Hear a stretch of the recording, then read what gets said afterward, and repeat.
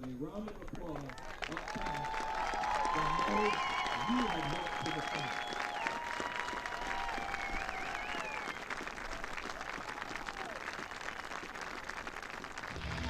RiverBender.com's coverage of today's event is brought to you by Macias Insurance Agency, your local independent insurance agent. Roper's Regal Beagle, the Metro East's premier sports bar and grill. Midwest Members Credit Union, the one place to go for all your banking needs. Liberty Bank, bank local, bank Liberty. Gerard Fisher American Family Insurance, all of your protection under one roof. Roberts Ford, the value store since 1949. Lewis and Clark Community College, empowering people. Coleman's Country Campers, where customers become friends. Trust Family Auto Sales, now offering repair services across from the Bethalto Airport under the water tower. Moore's Home Improvement, honesty, integrity, quality, and value. Marty Kinsella Dodge, Chrysler, Jeep, and Ram. Where others can't, Kinsella can.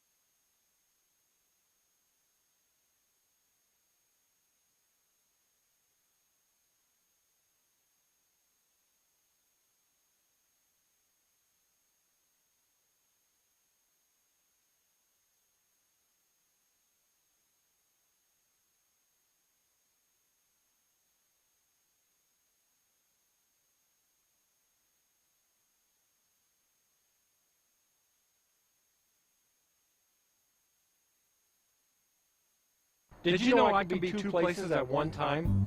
Gerard Fisher & Associates, American Family Insurance, is located in Godfrey and Eversville, and our team is here to serve. Our unique backgrounds, training, and experience have prepared us well to help meet your insurance needs. Additionally, as residents of your community, we understand how important it is to be there for you, our trusted friends and neighbors. Together, we're building strong partnerships that help everyone succeed. Call or visit us today at Godfrey or Edwardsville. Since 1941, Fisher Lumber has grown a strong family presence and reputable business in East Dalton. We're the only full-service lumber yard offering everything from cabinets to windows and millwork to roof trusses. Our showroom boasts beautiful windows, doors, countertops, and kitchen displays, while our 50,000 square foot warehouse holds our lumber and building supplies. Let the experienced professionals at Fisher Lumber work with you on your next new project. Visit our lumber yard and showroom at 210 North Shamrock Street in East Dalton for all your lumber and home improvement needs, or visit RiverBender.com.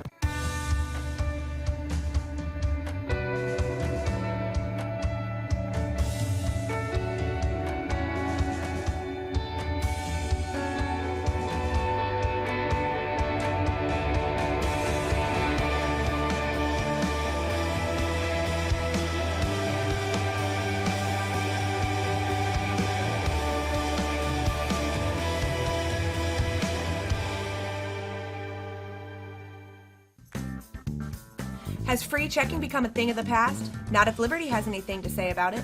With 3 free personal checking options and even a free business checking account, free is alive and well at Liberty Bank, the local bank that gives you free checking choices and more cashing in your pocket. Bank locally, bank Liberty. For more information, visit www.bankliberty.com.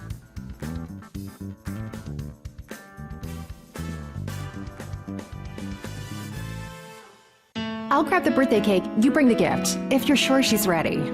She's 16, honey, and she's earned a set of keys. She's studied and practiced, I know, but it's a big responsibility. When you have a teen driver, it's good to know that Madison Mutual has the insurance coverage you need. She's ready, and so are we. I talked to our Madison Mutual agent.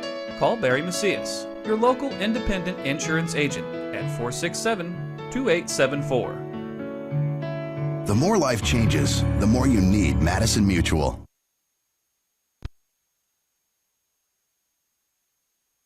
Jake Shipla. At tight end, number 79, Tony Matta. At wide receiver, number 3, Owen Capel. Wide receiver, number 16, Michael Truzioni. And at wide receiver, number 89, Braden Belcher. At running back, number 7, Connor Edgecorn. And today's quarterback for the Indians, number 10, Zach Gessner. The Indians come into today's game with a 9-2 overall record and represent the Southwest Prairie Conference. The Indians are under the direction of head coach Terry McComb.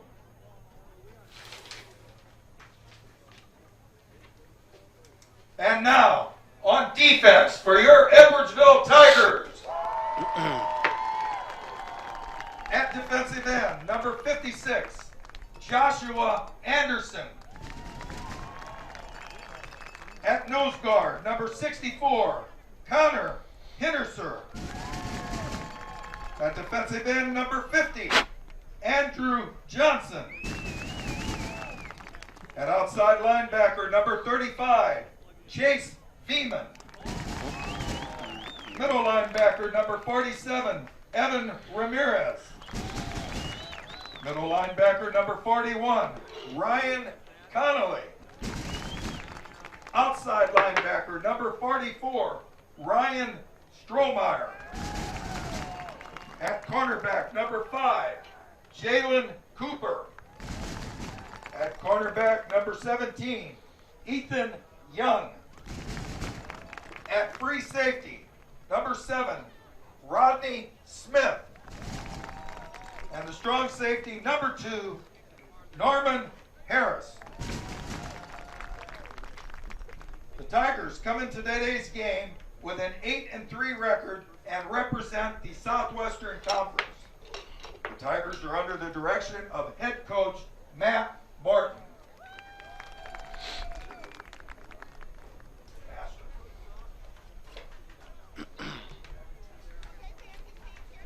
The officials for today's game. At referee, Greg Eshman.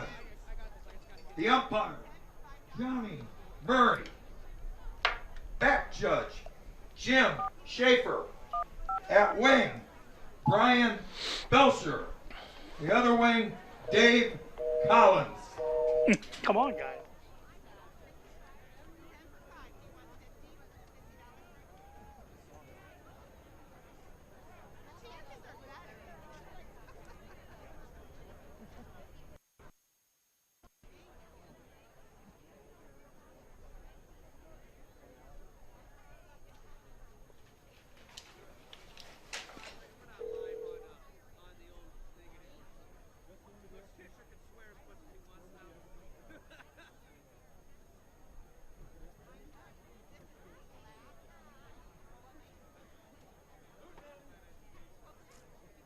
Indians have won today's coin toss and have deferred to the Tigers.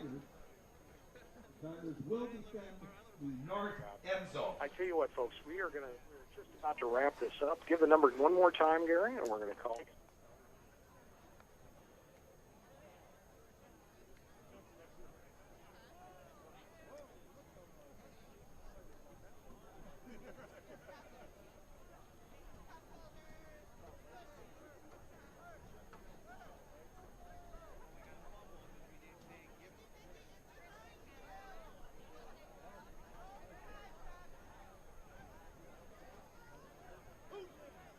That are now.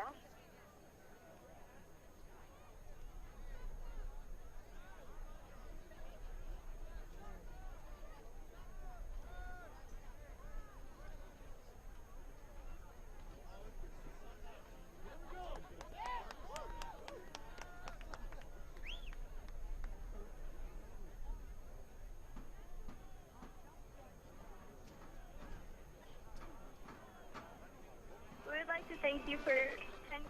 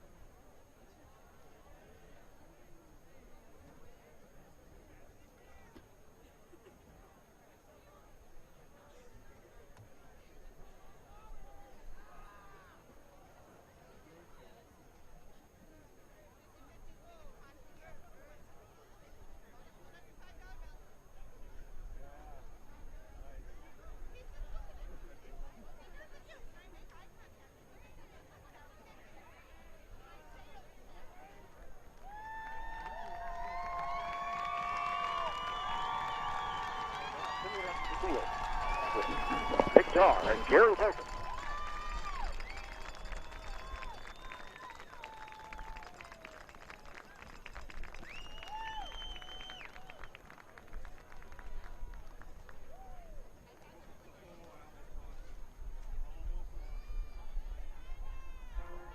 And 3 on the season. The Indians a record of 9-2. Both teams, of course, 2 wins in the playoffs, and both teams with a couple of close calls here in the first couple weeks. Minooka actually into overtime both weeks to get their victories. Edwardsville into overtime last week as well. So if the first 2 weeks are any indication, we're in for a close game here this afternoon. And, of course, the Edwardsville Tigers, they're very happy to be at home for a change.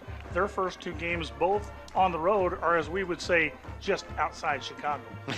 And that's where a lot of teams go. Minooka is just outside of Joliet, and they come in with a record of 9-2 on the season. The Indians in Class 8A, the Edwardsville Tigers, of course, in Class 8A as well. The Tigers started off the season a little bit of a rough patch, started 0-3 against some really good competition, but they've reeled off 8 consecutive victories. Well, I think the thing that was most disconcerting to the Tigers was the fact that they had a 40-point lead and a running clock in the second half of game number 1, week number 1, against Naperville North, and they lost that game in a fashion of 53-49. That sent them reeling. The next week, a very tough Christian Brothers Academy over in St. Louis came to town and defeated the Tigers 40-19. So they not only had 2 losses in their first 2 weeks, but they also had 2 losses at home. And then, of course, they went to East St. Louis, lost 30-7. But since then, they've reeled off 8 wins in a row. Nick, you're not on the air. Okay. There. Do you have the phone? The phone line boosted up. I've got Smart Local boosted up, and I'm getting nothing. Everything else is off. Okay. The phone pod is on. It's red. Hit it a couple times just to make sure. Yeah, it's red. It's on. Huh.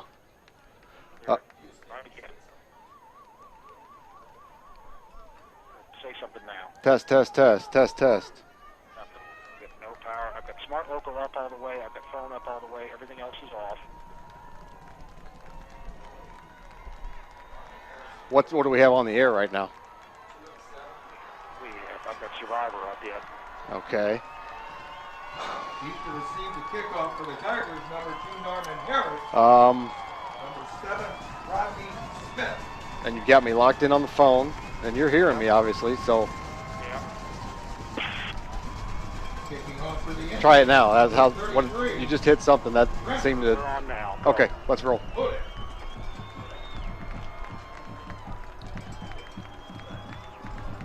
And good afternoon, everyone. Welcome to the Edwardsville Sports Complex as we get set for kickoff. Class 8A high school football playoff game between the Edwardsville Tigers and the Minooka Indians. And we are set for kickoff here. Number 33, Trent Hudak, ready to kick it off for the Indians. And he kicks it high and deep. It's going to be fielded at about the 10-yard line. And here come the Tigers. Out across the 30 to the 35-yard line. Good field position as Rodney Smith brings it out across the 35, and the Tigers will take over there on offense. Yeah, nothing fancy at all. Just found the hash marks, ran straight ahead. Field runs north-south, so we can literally say he heads south like he was supposed to. And the Tigers led by quarterback 6'1", 185, Kendall Abdur-Rahman, and he will carry the load. A lot of running from the quarterback position for the Tigers as they'll go spread offense. And the Tigers have it 1st and 10 just underway here. Ball at their own 35-yard line. Rahman sends a man in motion, gives it right up the middle of the thick pennies out across the 40 to the 43-yard line. Gain of about 8. The Tigers utilizing that pistol formation so the quarterback can run the option. And that time he went with the dive back. Nice run there, going to bring up 2nd and short. 42-yard line. 2nd and 2 for the Tigers. First possession of the game here between these two teams, both 2 playoff wins and trying to get into the semifinal. And it's a handoff again up the middle to Thick Pen. He's in the Minooka territory. It's a Tiger first down as he takes it down to the 48-yard line. The old adage, RSP, repeat successful plays. And that's exactly what the Tigers did there and picked up the first down. Now, nothing fancy. Thick Pen right up the middle. They'll spot it at the 49 of the Indians. Tigers coached by Matt Martin. Terry McCombs, the head coach for Minooka. As a man goes in motion, the fumbled snap. Abdur Rahman fumbled the snap, and he is able to fall on it. Fortunately for the Tigers, back at his own 45-yard line. It's going to be a loss of about 6, though, on first down. It'll bring up 2nd and 16. Yeah, a little bit of a high snap there, and I think it caught the quarterback, Abdur Rahman, by surprise, as he may have been looking to where he was going to go with the ball before he actually got the ball in his hands. Thigpen lines up in the backfield behind him. 3 wide receiver set. Number 9, Levantus Harrison to the near side. They'll give it to Thigpen, looking for running room right side, and he's going to be brought down. Not much there. He's out across the 45 to the 46. A little bit of dancing there. It didn't get him very far. Tyler Haas was in on the tackle. It's one thing about these Indians. They've only been giving up about 12.8 points per game. So the offense of Edwardsville, averaging 41 points a game, going to be tested today. Now the Tigers have put some points up here in the postseason, winning their first playoff game 42-38 at Huntley, winning last week in overtime 38-35 at Palatine. Now Abdur Rahman on 3rd and 15. 4 wide receiver set, trips to the left, fakes to Thigpen, and Abdur Rahman wants to throw. Now he pulls it down to run, being chased, rolling to his left, trying to get away, breaks a tackle, and spins out, but he's going to be brought out of bounds right at midfield, and it's going to bring up 4th down after a gain of about 4. It'll be 4th and 10. Despite the fact he didn't get the first down, he did a good job of eluding a would-be tackler all the way back on about the 40-yard line. So it's going to be punt time and a little bit of a breeze, but most of it coming out of east-southeast, so the punters will have that to work with. However, flag on the field, we'll see. Will they take it back or make the Tigers punt? And they'll conference.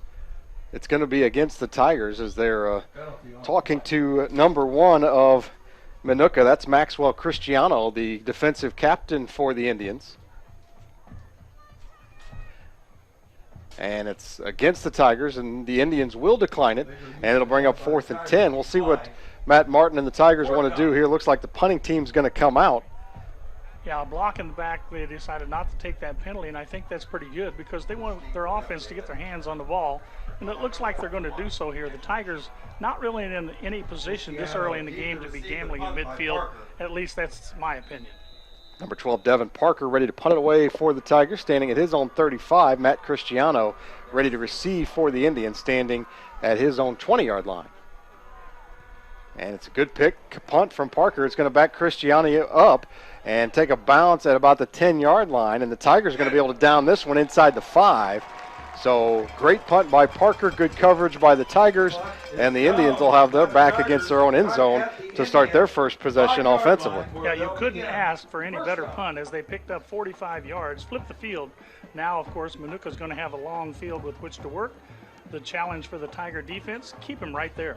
Pretty balanced attack for the Indians, and they're led by senior quarterback Zach Jessner. Connor Edgecorn gets the football a lot for them offensively as well. And as most high school teams run, the spread offense, of course. And now too many men on the field for the Indians, it looks like, as we had a late player sprint off the field. That was Braden Verkler sprinting off. And it's going to be too many men on the field against Minooka. That's going to be half the distance to the goal. And a possession that already wasn't starting with good field position got worse. At least it only backed them up 2.5 yards. That's right. That's one way to look at it if you're the offensive coordinator. 1st and 12. That's going to be 1st and 12 from the 3-yard line for Minooka. The Indians with a record of 7-2 in the regular season. 2 wins here, 2 overtime wins to start the postseason. And they're ready to go offensively now after the too many men on the field penalty. And they send a man in motion to the left. And Justner's going to turn and hand it up to Edgecorn right up the middle. And he pushes out across the 5, it looks like. Pickup of about 2 on the play. Using a very conservative power play, had the lead blocker over there ahead of him. Tigers did a good job as Anderson comes up with a stop after a gain of only about 3, bring up a 2nd and long. About 3 yards on the play. 2nd down and 10 for Minooka. 9:04 to go here, first quarter, just underway from the Edwardsville Sports Complex. Class 8A IHSA high school football playoff game. And while we have a moment, we like to take a moment to recognize all our veterans on Veterans Day. as Jessner gets set to take the snap and sends a man in motion and gives it to Edgecorn right side this time, looking for running room. Not much there as he makes a little cut and takes it out to about the 9-yard line. Same play, just ran it over to the other side. Harris comes up with a stop.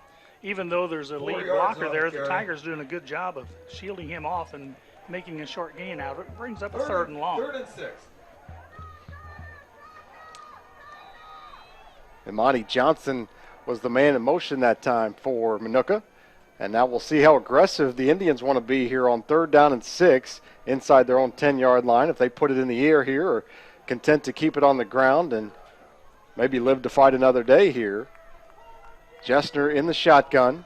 3 wide receivers set as a man goes in motion again to the left. Jessner wants to throw, looks to his left, looks deep down the field over the middle, and that's incomplete. Intended for number 2, Colin Schuster. That ball was high and falls incomplete, and now brings up 4th down, and Minooka will have to punt. I like the play call, though, because he ran him on the post pattern. Even though he overthrew him high, he knew either his man would catch the ball or it would be incomplete. Right. So they're going to have to punt. The Tigers should get pretty good field position. Haas to punt to Smith. Rodney Smith, number 7, back deep to receive the punt for the Tigers, and he is in Minooka territory. 49 is the punter for Minooka. That's Tyler Haas. So on 4th and 6, they will punt it away. Haas standing in the middle of his own end zone, and Smith standing at his 43-yard line ready to receive this punt, and the Tigers looking like they might come after it. They do. Haas just gets it away. Smith is going to receive it at the 45. Smith with a spin move. He's to the 40. Breaks the tackle, 35, and he may go to the 10, to the 5. Touchdown, Tigers! 2 key blocks here right as he turned the corner. I couldn't catch the number of those 2 Tigers, but they allowed him to find that sideline. Once he got down the sideline, it was Katie bar the door. He's heading for 6, and the Tigers, just like that, have an early lead. And no flags on the field, and just like that, Rodney Smith puts the Tigers on the board. The Tigers with the Tigers with a good punt from Parker. They pinned Minooka deep in their own territory, and forced Minooka to punt from their own end zone. Rodney Smith fielded at the 45, broke a couple tackles, and takes it in for the punt return and the touchdown to put the Tigers up 6-0. And now the officials over talking to the Tigers sideline, it looks like. Maybe a player down on the sideline. They're all huddled around, it looks like. Well, the referee and one of the linesmen over here are talking, and I think exactly that. They're telling both teams you can go to your sideline as we're taking care of an injured player. Yes, indeed. It's number 25 for Minooka, and that is Thomas Haas. He was the guy who had the opportunity to perhaps make the stop, but he couldn't do it as he spun. Evidently knocked the wind out of him. Whatever happened, he's going off the field under his own steam, and that's good. So they'll send him over to the sideline, and now the Tigers will come on and attempt the extra point here. Devin Parker, the kicker for the Tigers. Devin Parker to attempt the extra point out of the hold of Blake Neville. Blake Neville will hold for the Tigers, leading 6-0 now and trying to make it 7 with the extra point attempt. Good snap, good hold. The kick is up long enough, and it is good. And with 7:36 left to go in the first quarter, the Tigers lead the Minooka Indians by a score of 7-0. You're listening to Big Z Radio Sports. 0. 7:36. When you're looking for the best selection, price, and service in the area, Marty Kinsella, Give me Chrysler, Dodge, one here, Jeep, Dave, and just Ram one. of Jerseyville has you covered. Working with the world's leading automotive brands, we guarantee you'll find a car that suits your needs and your budget. We also carry a massive pre-owned selection to expand your options and save you money. Once you find something you can't wait to drive home, count on our professional financing team to get you approved for a loan, regardless of credit. Family owned and operated since 1975, we are one of the top dealerships servicing the Riverbend area. When you want the best, no one can deliver like Marty Kinsella. Trust Family Auto Sales and Cycles focuses on providing you with the highest quality used vehicles in the Riverbend. Before hitting the lot, all cars are thoroughly inspected and serviced in our very own repair shop. We make sure your future vehicle will look like it just came off the assembly line.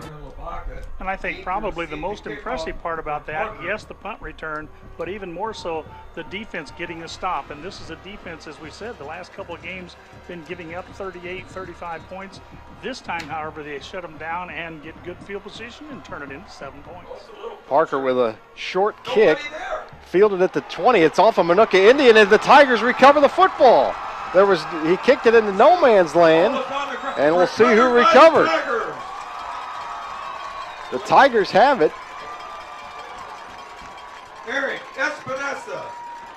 There's a name for Edwardsville. Yeah. Remember? Eric Espinosa. Not the one that's at Iowa. Right. But the younger one. He comes up with a kickoff return. I like that kind of kick because it's not a true squib kick. Right. And yet it kind of befuddles the receiving team. Once it hits the ground, it's anybody's ball after it's gone 10 yards. Well, now the Tigers leading 7-0, have great field position, knocking on the door again, 1st and 10 at the Minooka 25. Abdur Rahman in the pistol, rolls to his left, a little option play, pitches it back. That's Johnson, 26. He's still on his feet, still fighting for yards. Now he gets some help from his offensive lineman pushing the pile. He's out to the 15 and finally down around the 15. We'll see where they spot it. You're always kind of leery whenever you see that pitch coming that early in the game, but Johnson looked that one right into his hands, turned the corner, made a real nice gain out of it. Going to bring up 2nd and short. They'll mark his forward progress down at the 17-yard line. 2nd and 2. Gain of 8. It brings up 2nd and 2 for the Tigers. Justin Johnson in the backfield with Kendall Abdur Rahman as 3 wide receiver set here for the Tigers.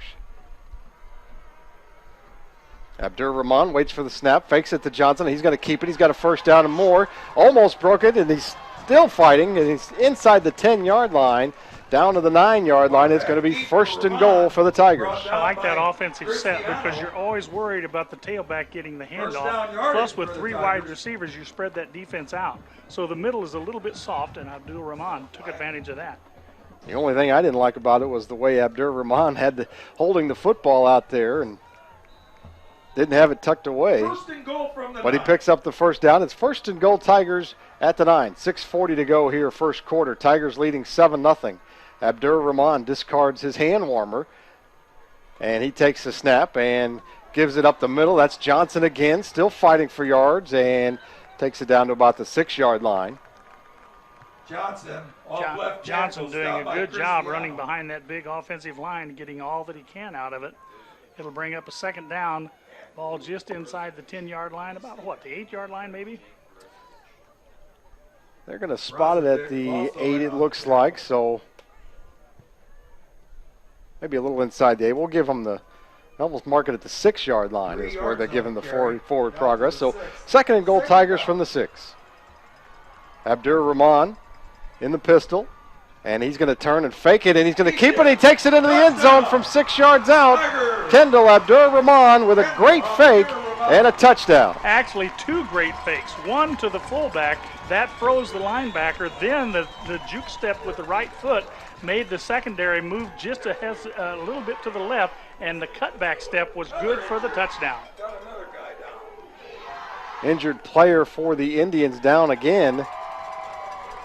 And the training staff out to check on him, but as you mentioned, a great fake by Kendall Abdur Rahman. The Indians didn't know who had the football. It was the quarterback, and he takes it in from 6 yards out. So the pooch kick leads to great field position for the Tigers, a 25-yard touchdown drive capped off by that 6-yard run from Abdur Rahman. Yeah, good job there, as you said. And once again, you got to give credit where credit is due. That offensive line, again, doing their job and blocking it. What did we give him on that? 7 yards for the touchdown? 6, I believe. 6 on the yard. That'll work. He has been very prolific as a quarterback, as he has scored numerous touchdowns on the season, and he has 1 more to add to his total here. Tigers going to see back on 1 more point. Well, if anybody tells you special teams isn't an important part of the game, have them watch this one, because so far the Tigers up 13-0. One of those touchdowns on a punt return from Rodney Smith. The other set up by a recovered kickoff They gave the Tigers a short field. And now trying to go up 14-0. Number 12, Devin Parker, on to attempt the extra point. Good snap, good hold. The kick is up. It is long enough, and it is good. And with 5:56 left to go in the first quarter, the Tigers lead the Minooka Indians by a score of 14-0. You're listening to Big Z Radio Sports. They start that drive on about the 45. 25. Mom, Dad, we just dropped by to pick up your rent check. It was the 25. 25. We have a massive selection of cars with price ranges to fit any budget, and our motorcycles look like they just came off. Since being founded in 1991, our business has grown from only a few travel. Trust Family Auto Sales and Cycles focuses on providing you with the highest quality used vehicles in the Riverbend. Before hitting the lot, all cars are thoroughly inspected and serviced in our very own repair shop. We make sure your future vehicle will look like it just came off the assembly line. We have a massive selection of cars with price ranges to fit any budget, and our motorcycles look like they just came off the showroom floor. Trust can finance any credit situation and have you on the road in no time. Whether you're looking for a car, truck, van, SUV, hybrid, or motorcycle, Trust Family Auto Sales has you covered. On, and the Tigers lead at 14-0, and the Indians set to get the football back here. Number 1, Maxwell Cristiano, back deep to receive for Minooka. And the one thing the Tigers do not want to do now is take their foot off the gas. You've got them down 14, keep them there. I refer back to week number 1. Absolutely. And Parker ready to kick it off. He'll kick it deep this time. And Cristiano is going to let it go out of bounds.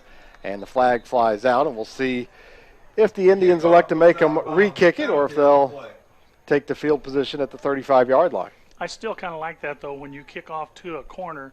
If it goes out of bounds, they have the option of you kicking it over, taking it out of bounds there, which they won't, or at the 35.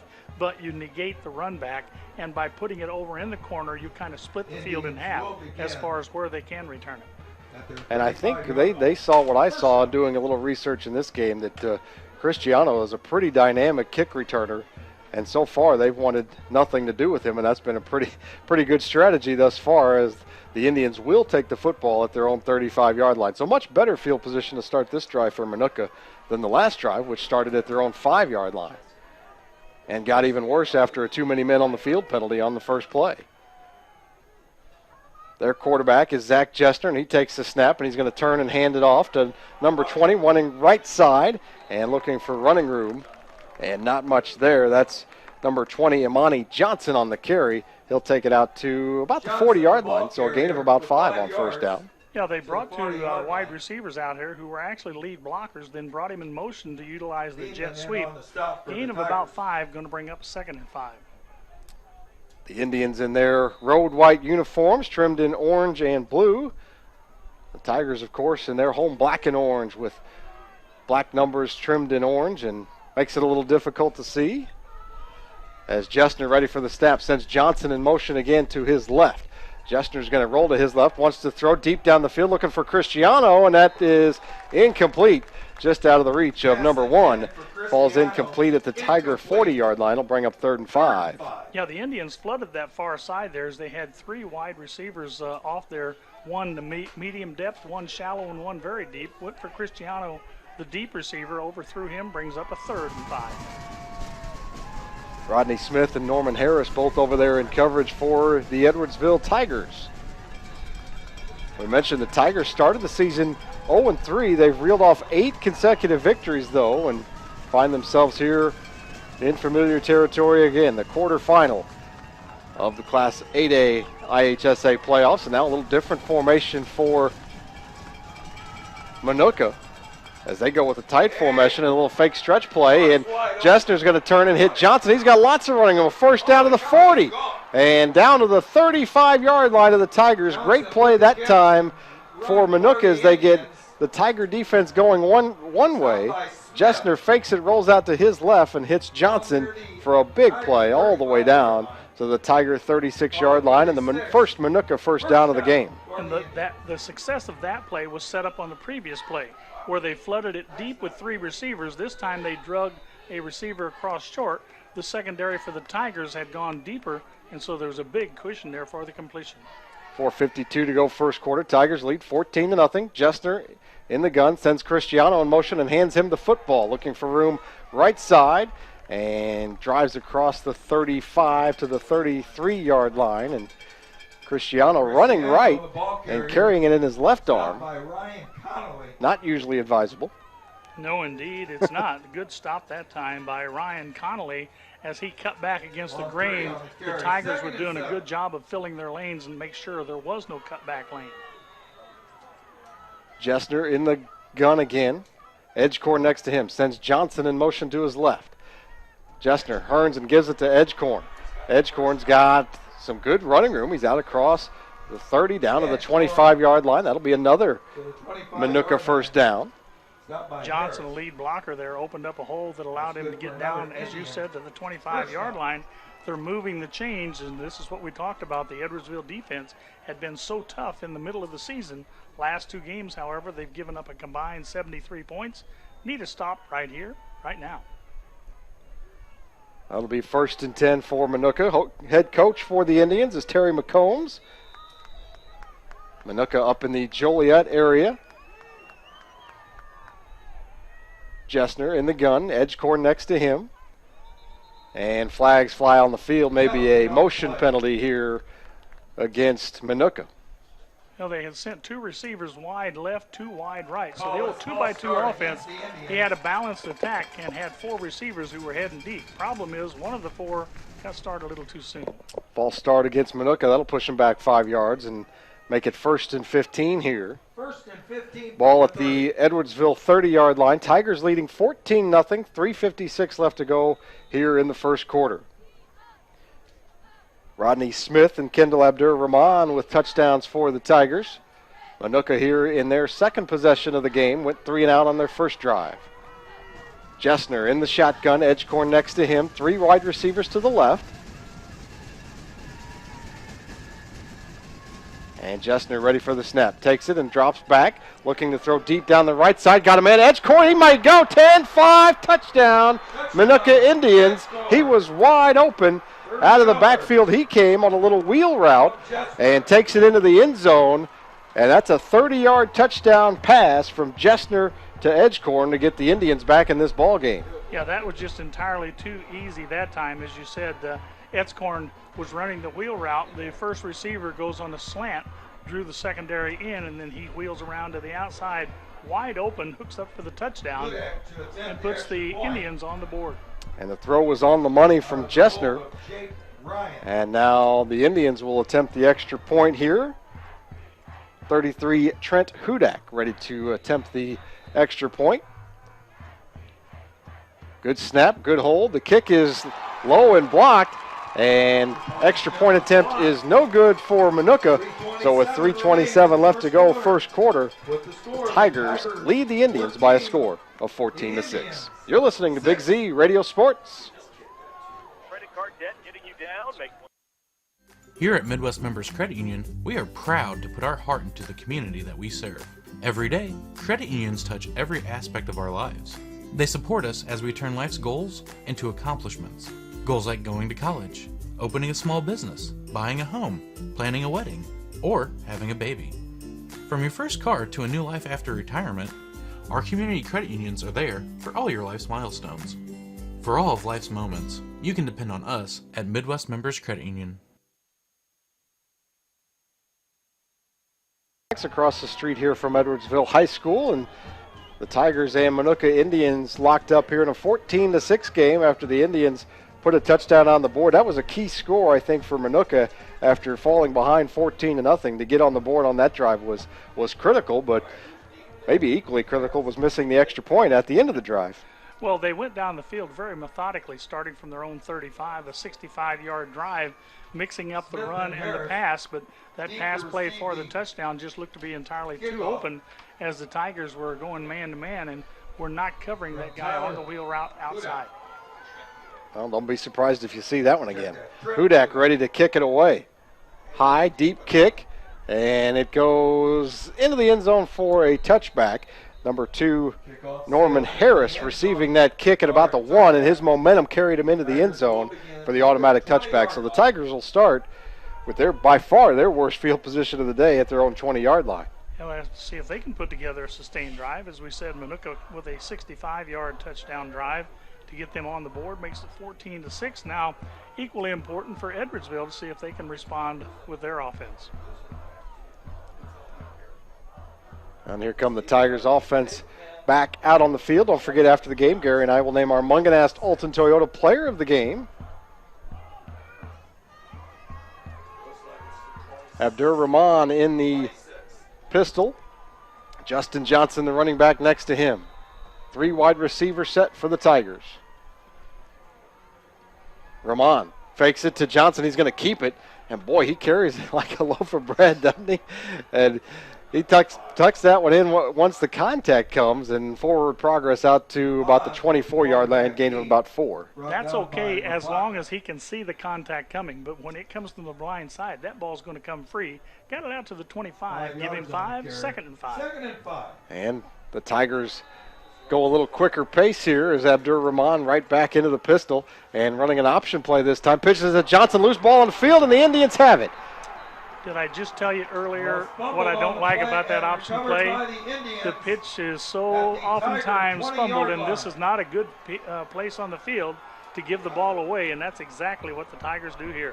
It looked like the pitch maybe was a little bit behind Johnson from Abdur Rahman. Ball recovered by and he couldn't come up with it, and the Indians have it. And great field position and trailing 14-6 now. And well, you mentioned taking their foot off the gas, and not that the Tigers have done that, but after having that 14-0 lead, now the Indians come storming right back. Well, when you put the ball on the ground, you definitely put the car in neutral. Yeah, that's for sure. Zach Jessner, the senior quarterback, back to work for the Minooka Indians. Edgecore next to him. Jessner wants to throw again. All kinds of time. Over the middle for Cristiano. Incomplete. Cristiano calling for a flag. None there. And the incomplete pass will make it 2nd down and 10. Well, if you're going to throw a flag on that, you got to throw the flag on the quarterback, because he ran a good route and he was open between the 2 safeties. The ball was just overthrown, and so as a result, the Tigers dodge a bullet. But you knew that Minooka was going to come with a big play to try to convert after this big takeaway. Instead, it's incomplete. It's 2nd down. The Minooka Indians have it at the Tiger 21-yard line. But, boy, how about the pass protection there? All kinds of time for Jessner.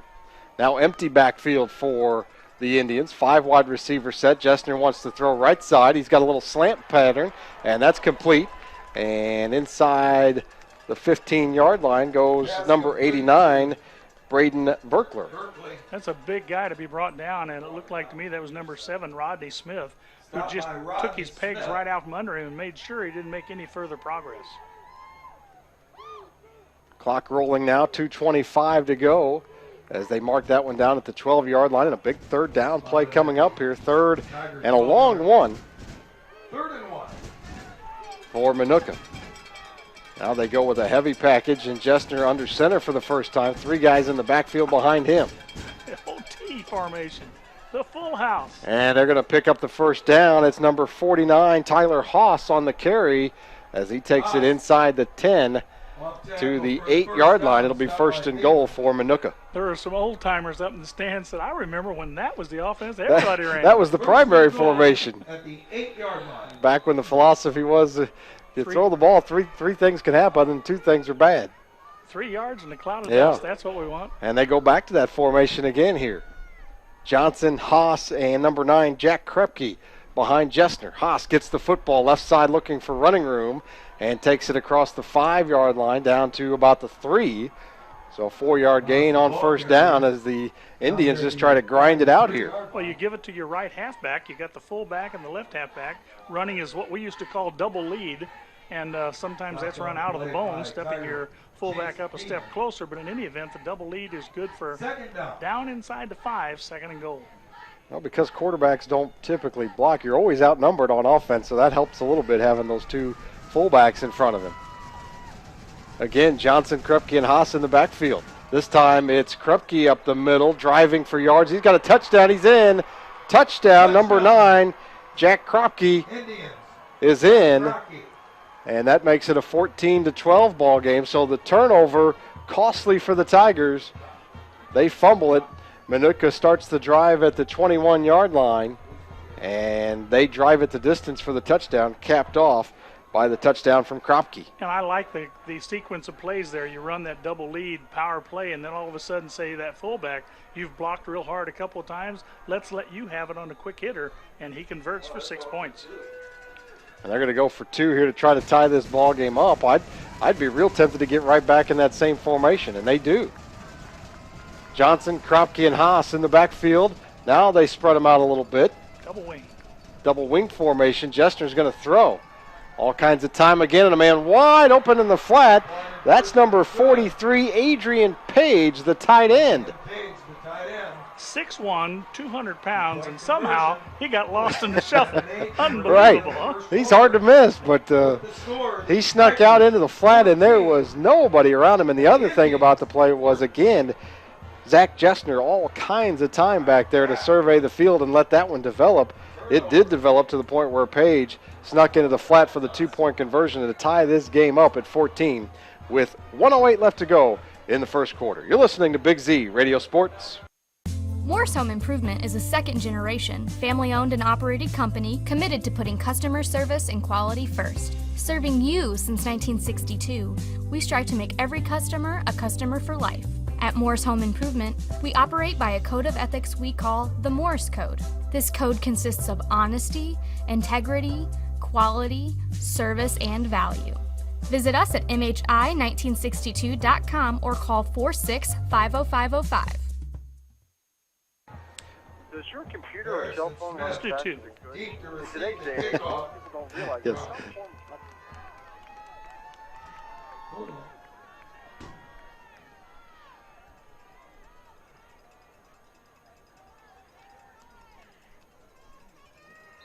Ship them all.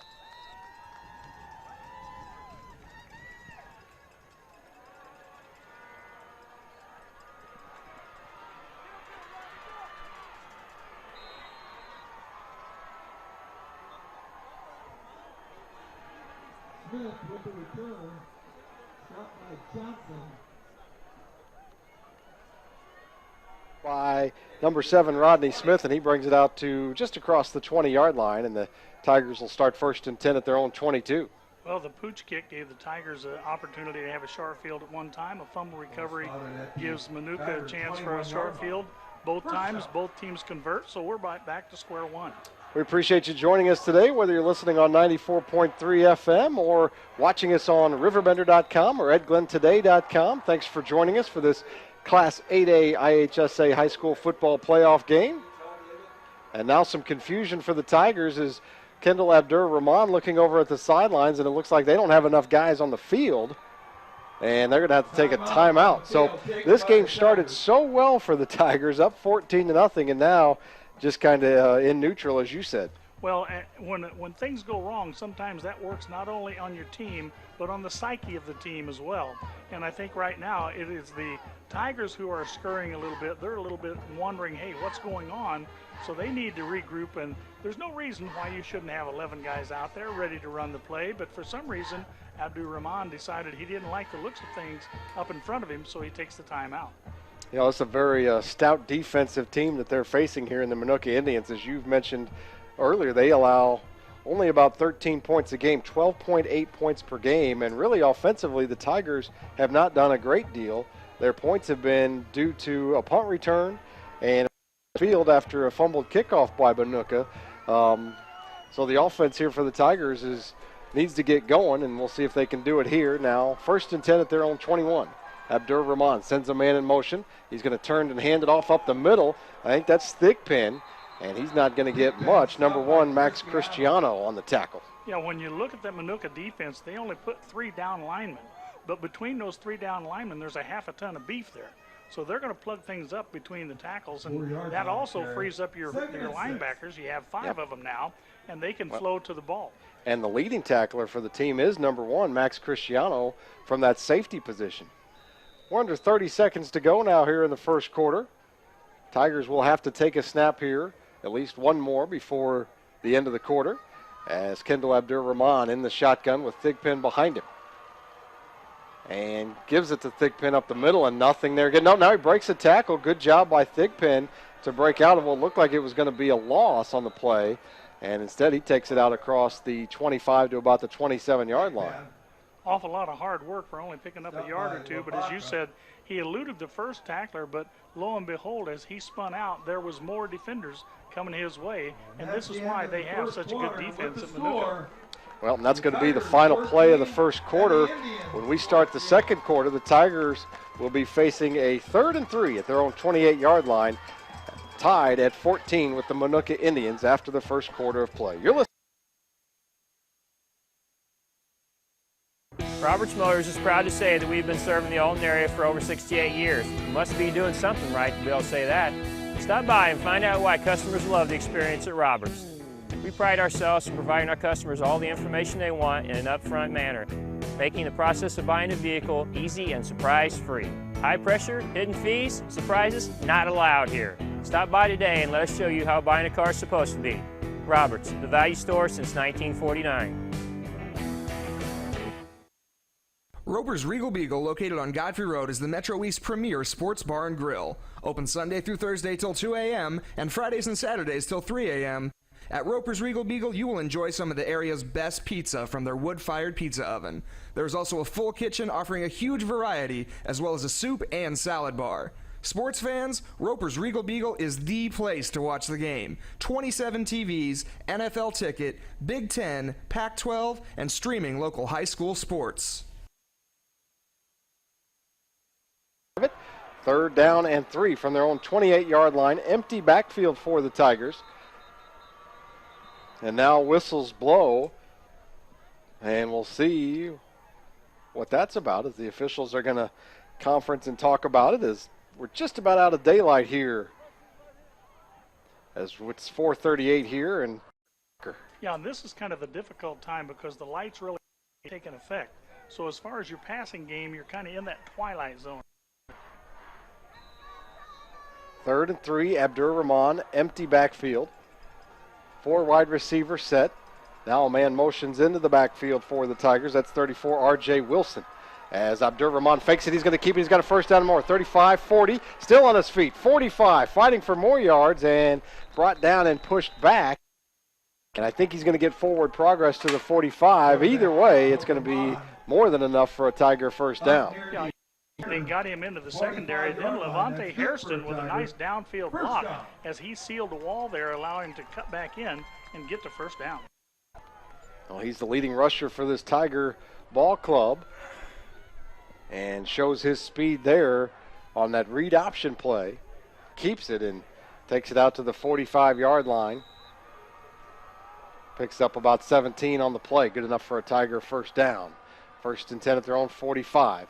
They give it to Thigpen this time, looking for room left side, spinning, breaking tackles. He's in the Manuka territory and finally brought down, but he's near another first down, and I think he has another Tiger first down, a gain of 11. But you're going to have to watch him get up. I swear, he's got to be dizzy as many times as he spun around to avoid tacklers. But as you said, outstanding run, gets the ball into Manuka territory and gets awful close to a first down. It is a first down for the Tigers as they'll give him 10 yards. To the Indian 45. Wait a minute. Well, no, now one official, the head referee, signaled a first down, I thought. Well, I think maybe his knee came down while he was spinning. In any event, bring up a 2nd and short. That's not altogether bad. You get 3 downs to make a couple of yards here. 2nd and a yard for the Tigers. Abdur-Rahman in the pistol. Thigpen behind him, number 3. And ready for the snap is Abdur-Rahman. Rolls to his right. There's that option again. Thigpen fumbles it again and falls on it. And my partner, Gary Boker, is sighing after that play call. A sigh of relief. Once again, it's not the play call, it's the execution. And when he's moving that quickly, wanting to turn the corner, when you put the ball on his back shoulder, he simply cannot recover, get the hands back, and make the catch. Yeah, both pitches have been behind the running back, and that's going to be a loss on that play. Back to inside Edwardsville territory, back to the 49, makes it 3rd and 6 instead of 2nd and 1. Abdur-Rahman sets up a little screen play to Thigpen. He's got a first down now Out to the 41-yard line he goes. Gain of about 10 on the play and a Tiger first down.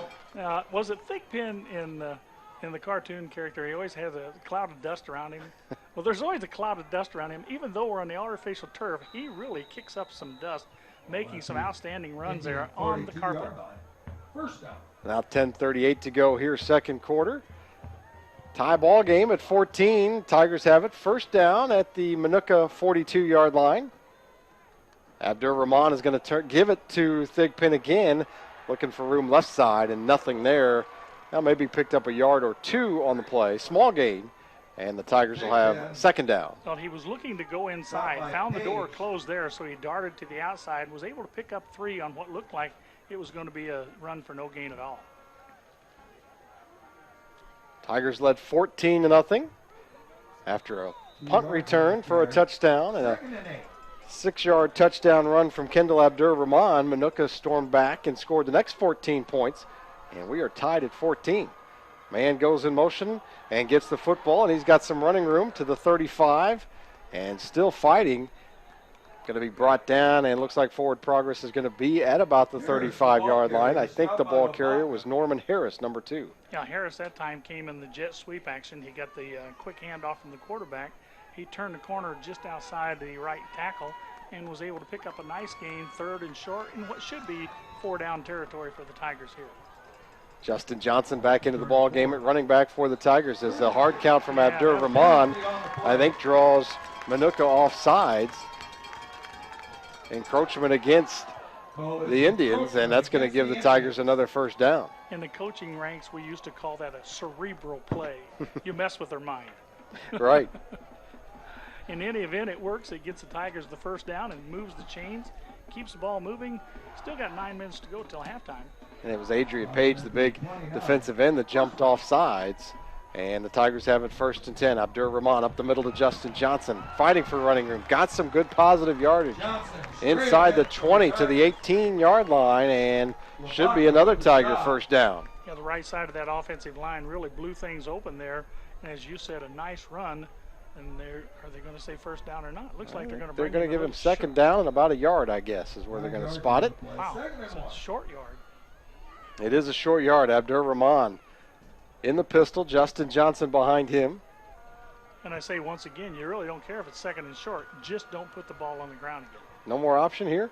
Nope, Justin Johnson gets it straight up the middle. I think he's going to have a first down. He will.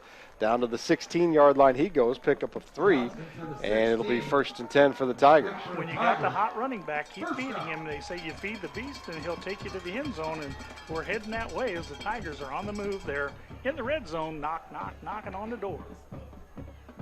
Best offensive drive of the night for the Tigers so far is Abdur-Rahman with Johnson next to him again. And Abdur-Rahman rolling to his right. He's going to keep it to the 10 and run out of bounds inside the 10-yard, right at the 10-yard line. A late flag over there in the end zone. We'll check the penalty. Whatever that flag was, it had nothing to do with the play because that was student body right with the quarterback keeping. It's going to be could be a late hit, personal foul. Personal foul against the Tigers. Wow, that's a tough call. A 15-yarder, and that's at a horrible time. Put that gun back in your holster and quit shooting yourself in the foot, right? On that one for sure, no question. So we'll see where they mark this one off from. But I think that flag came from deep in the end zone, so I don't know exactly where the penalty occurred, but it looks like they're at about the 9-yard line. They'll be back around the 24. We're marking it from there. Take small steps, please. Then we'll mark it at the 24-yard line. So that'll push the Tigers back and put them in a tough situation now. Now, the bad news is it's going to be 15, 20 yards to go, but the good news is they'll have a first down, so they got 4 downs in which to get this first down, or a touchdown if you like, please.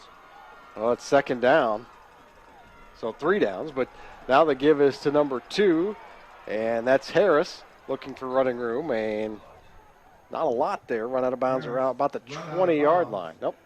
Well, it looked like that he was going to be brought down right at the line of scrimmage, but somehow or another he was able to twinkle toes his way out of that tackle, turned the corner and got a little bit of yardage before he runs out of bounds.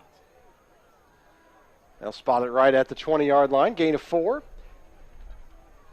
And 8:14 to go here.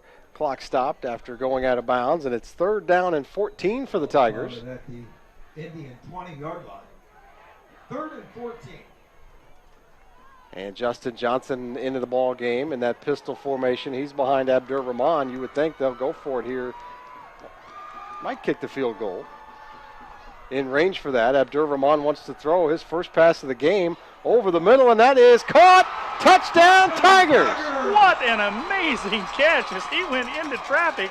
He put 2 defenders on the ground making that catch, and the Tigers pick up a touchdown on a miraculous catch in the end zone. Donovan Booker on the reception. It's a touchdown for Edwardsville.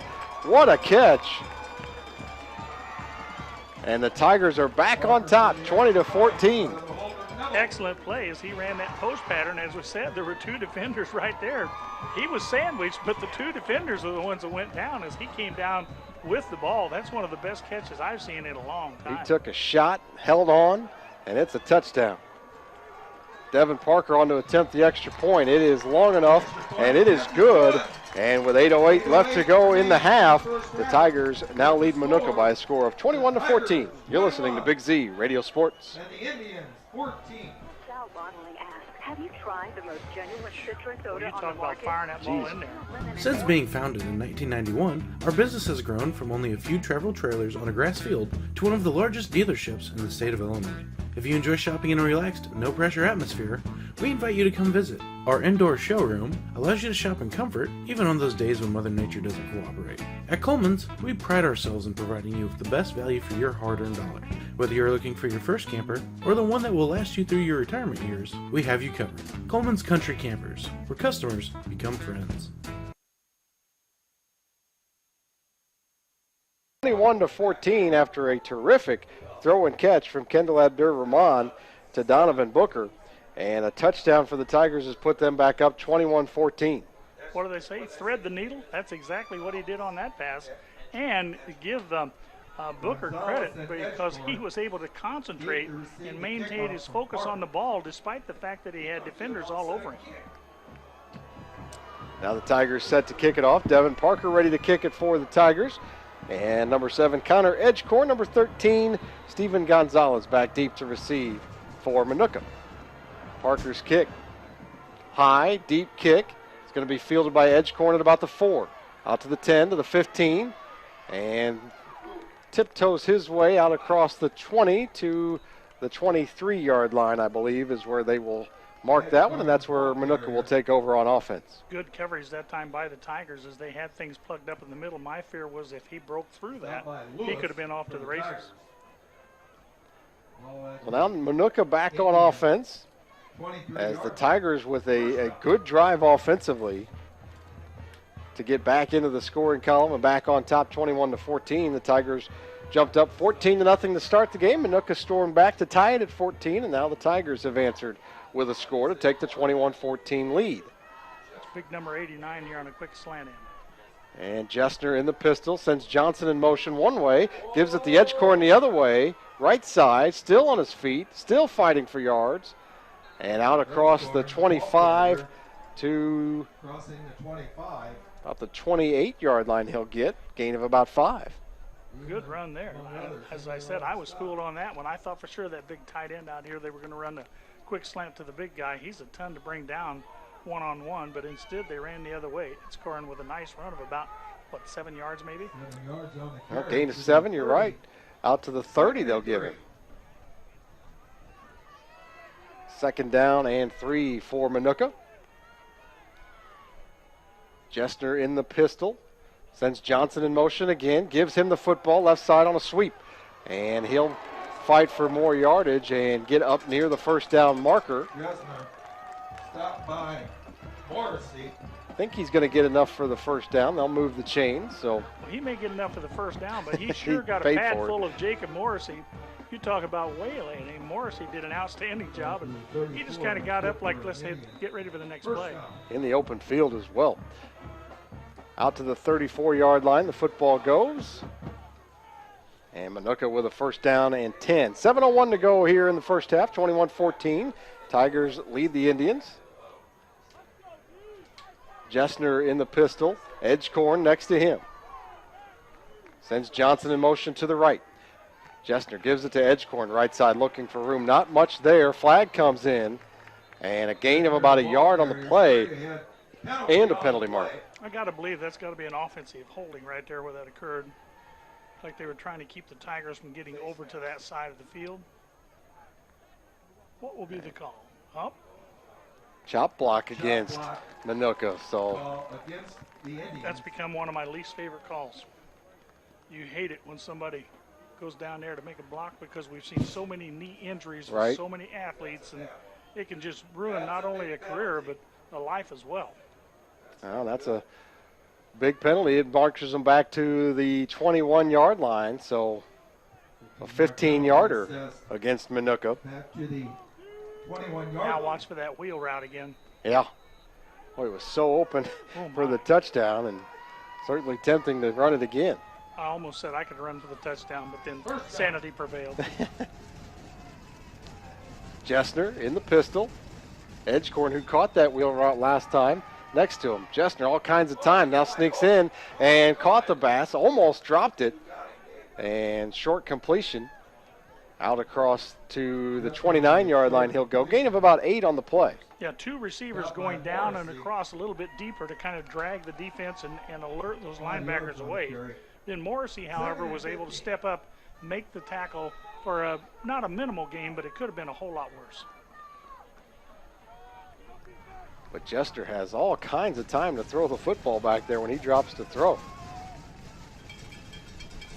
And he's in the pistol, sends Johnson in motion again to the right side, and wants to throw again. Looking deep down the field this time. Over the middle, caught, and a first down out at the 45-yard line. That's number 2, Colin Schuster on the reception. That time the Edwardsville secondary just entirely too soft. He found an opening and just kind of settled in there and waited for the quarterback to find him and deliver the ball to him, and all of a sudden they're up near midfield. Boy, Jessner has been accurate on most of his passes so far tonight, and that one was on the money and good enough for a first down for Minooka at the 46-yard line, their own 46-yard line. Tigers lead it 21-14, 5:28 to go in the game. Jessner wants to throw again. Looking down the field, down the middle, got a man open. It's Cristiano, and he's got it at the 30-yard line. And a first down for Minooka in the Tiger territory. Whenever Minooka came to the line of scrimmage and set up, you could see the secondary of Edwardsville was trying to switch sides and they were moving. That means they were confused, and it showed right there as the opening over the middle takes Minooka deep into Tiger territory. Well, Jessner again on the money with that one, and another first down. And again, all kinds of time to throw the football. The pass rush not getting there. 3 wide receivers to the right this time. And timeout call, I think, by the Tigers. Indeed, it is a timeout by the Tiger defense. We'll take one, too. You're listening to Big Z Radio Sports.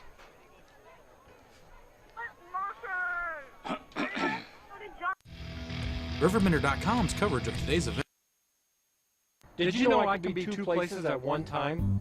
Gerard Fisher & Associates, American Family Insurance, is located in Godfrey and Eversville, and our team is here to serve. Our unique backgrounds, training, and experience have prepared us well to help meet your insurance needs. Additionally, as residents of your community, we understand how important it is to be there for you, our trusted friends and neighbors. Together, we're building strong partnerships that help everyone succeed.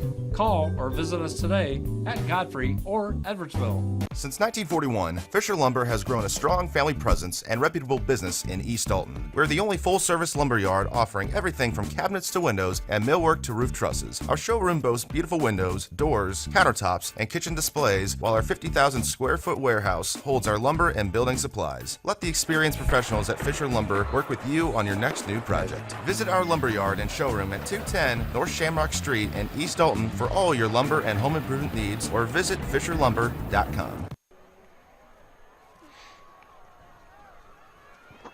And now the Tigers at 5-0 with 5:09 left to go, or the Indians rather, with 5:09 to go. And this time Schuster's going to keep it. A little bit of a busted play that time. It was a fake handoff to Edgecorn. Jessner kept it and no gain on the play. Busted play or not, it was a good job by the Tiger defense of getting in there on the stop. Not sure exactly who that was coming through the middle, but good defense from the middle of the defensive line of the Tigers. Clock rolling now, 4:40 to go here first half. And 2nd and 11 for Minooka. Jessner in the pistol. Wants to throw again. Surveys the field, has all kinds of time again. Settles down over the middle, and that is complete, but a short gain, and that's Edgecorn on the reception. And just down to about the 28-yard line, gain of about 3. Yeah, Edgecorn was wide open over the middle, and also open was Imani Johnson. The Tigers staying behind, playing a little bit soft, but that time it wasn't that soft. They were able to stop him for minimal gain after the catch. Now they'll give him forward progress down to the 26. I think a little generous, but in any case, brings up 3rd down and 6. 3:55 clock rolling here first half. And 3 wide receivers set, 5 wide receivers for Minooka, 3 to the left, 2 to the right. Jessner in the shotgun, wants to throw, looks down the field, and he's hit, and that's incomplete.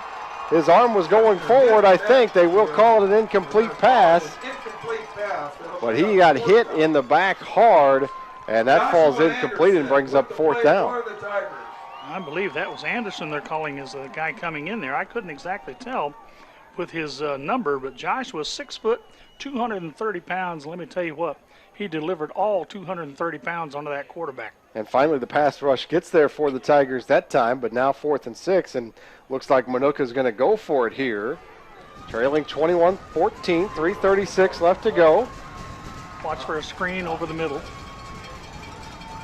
Jessner sends a man in motion, that's Edgecorn. He motions into the backfield next to him.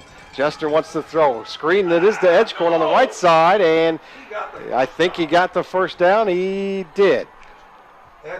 Across the 20 to the 19-yard line, and it should be good enough for the first. Saw that play earlier this afternoon as Indiana used it.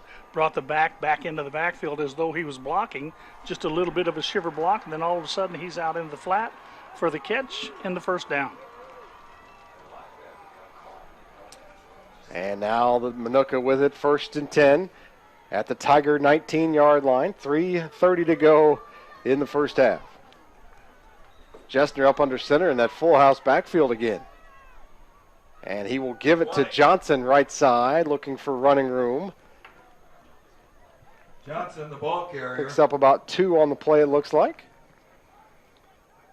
And it looks like we have an Indian down on the field there. And they'll take a look at him.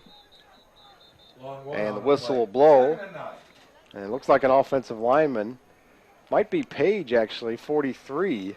And I think the Indians were telling us something. We're inside the 20-yard line or thereabouts. We feel like that we can go to that full house backfield. We can go with our double lead. We can go with our power game, and we can get these last 18 yards, even though the passing game has been very successful up to now. Adrian Page is the injured Indian on the field, and they will tend to him. And while they do that, we will take a break. You're listening to Big Z Radio Sports.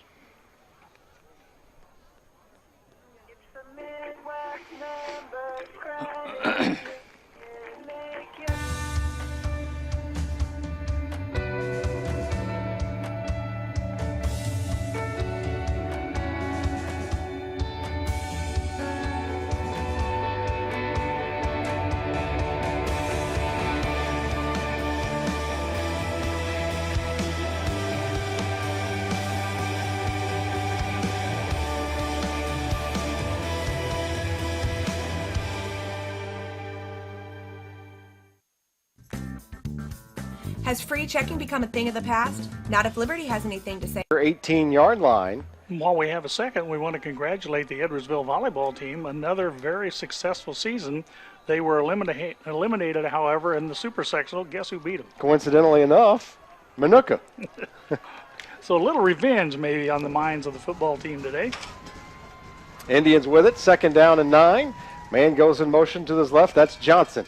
Jessner wants to throw left side into the flat. He throws it to Johnson, and he makes the catch, but takes a shot. Inside the 15 he goes, down to about the 14. Johnson. Gain of about 4. Stopped by Epinesa. Epinesa on the tackle for the Tigers. And now I think wholesale substitutions coming in, as it looks like maybe they'll go back to that full house backfield. Well, they've got 2 downs to pick up about 4 yards here. So 3rd and 5. they're setting inside the 15-yard line at about the 14-yard line. So definitely a power game looks like going to be coming forthwith. Now they need to get inside the 10-yard line of the Tigers, and you never know, it could be a decoy too to put it in that formation, maybe throw out of that formation. Johnson, Haas, and Kropke in the backfield. And they will give it to Johnson right side looking for running room, but there is not much there. Stacked up by the Tiger defense. No gain on that play. I count 6 different Tigers ended up on that play. So basically they had a team meeting on his back. So now it's 4th down, and we'll see.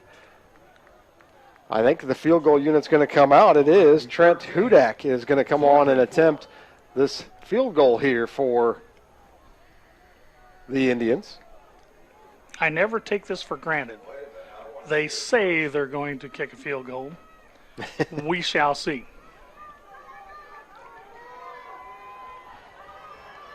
Be about a 30-yarder for Hudak. Hudak?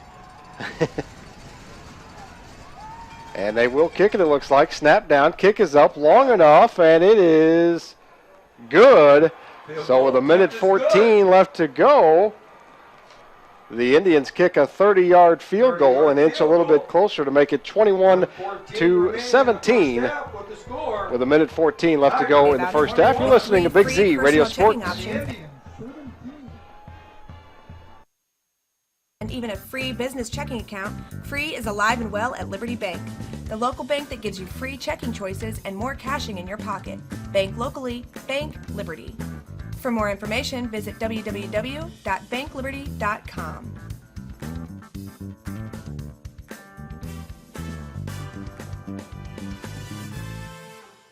I'll grab the birthday cake, you bring the gift, if you're sure she's ready. She's 16, honey, and she's earned a set of keys. She's studied and practiced, I know, but it's a big responsibility. When you have a teen driver, it's good to know that Madison Mutual has the insurance coverage you need. She's ready, and so are we. I talked to our Madison Mutual agent. Call Barry Macias, your local independent insurance agent, at 467-2874. The more life changes, the more you need Madison Mutual.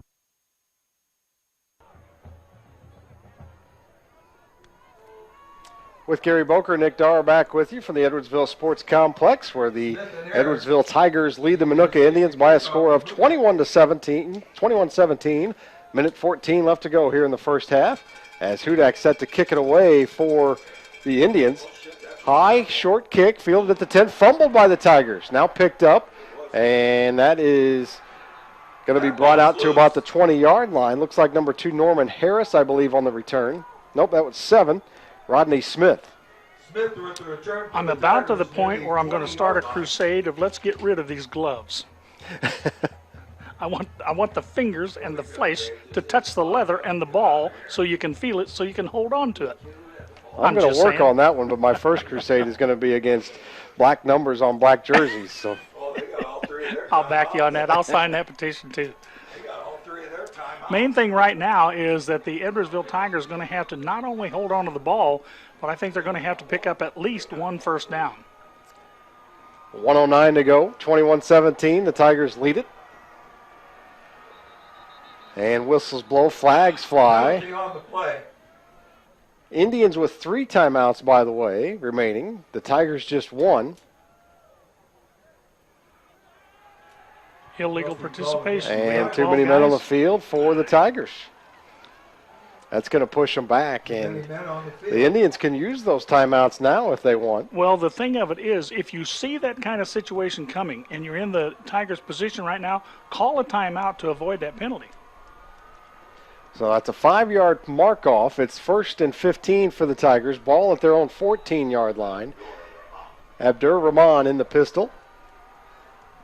And sends a man in motion. Fakes it to him, but he's going to keep it right up the middle. He's got running room. And, boy, he almost broke that one. And he does take it out to about the 29-yard line. It's close to a Tiger first down. Didn't mean they are going to move the chains. But the so close came out without even thinking. It was almost there. Yeah. If he breaks that last tackle, it's a score. And you might hear me still screaming. Check that, 2nd and 1. Well, they don't give him the first down. It's a yard shy, 2nd down and 1. You know, the official in the white hat and the official over on the far side, they're not watching the same field or right, the same they're game. not on the same They're not on the same page.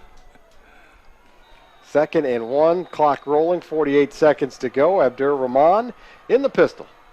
And he's going to turn and give it to Thigpen up the middle. He takes a shot across the 30. He's got a first down. But, boy, he paid for it at the end. And Jacob Brozovic was the guy who came up and delivered that shot, but give Thigpen credit. He dodged that. Now it looks like we've got an injured player going to have to come off the sideline. Is that Thigpen? I think it's Norman Harris. It's very tough to distinguish between 2 and 3 with these numbers, but I do believe it's Harris. Abdur-Rahman in the gun, sends a man in motion. That's 34, R.J. Wilson. And Abdur-Rahman fakes it. He's going to keep it and breaks the tackle. What a cutback. And Cristiano has him wrapped up, fumbles the football. Flag comes out. All kinds of things happening. Well, it looked like to me that they got hold of his helmet as he was going down. He was trying to get to the ground, and as a result, they grabbed the back of his helmet is what it appeared from here. But in any event, we'll see what the flag is. The ball is sitting at the 41-yard line. It's a face mask against the Indians, so you are correct. And that'll give the Tigers a first down. Great field position. 1 timeout left, 22 seconds to go. It's an incidental face mask penalty, so it's just going to be the 5-yard variety, it looks like. Yeah, I'm still not so sure that I wouldn't stay on the ground right here, and because you know between Thigpen and the quarterback Abdur-Rahman, you can get big plays out of them, and if you can pick up another 15, 20 yards, then it's worth the opportunity to go for the touchdown. But right now, I've got to take a minute to look at that beautiful sunset. Wow. Now the clock rolling, 12 seconds to go. This might be the last play of the half here. Abdur-Rahman sends a man in motion. He wants to throw, throws it into the flat. It's caught, and trying to get out of bounds is the Tiger receiver. Is number 9 is the receiver. That's Levantis Hairston.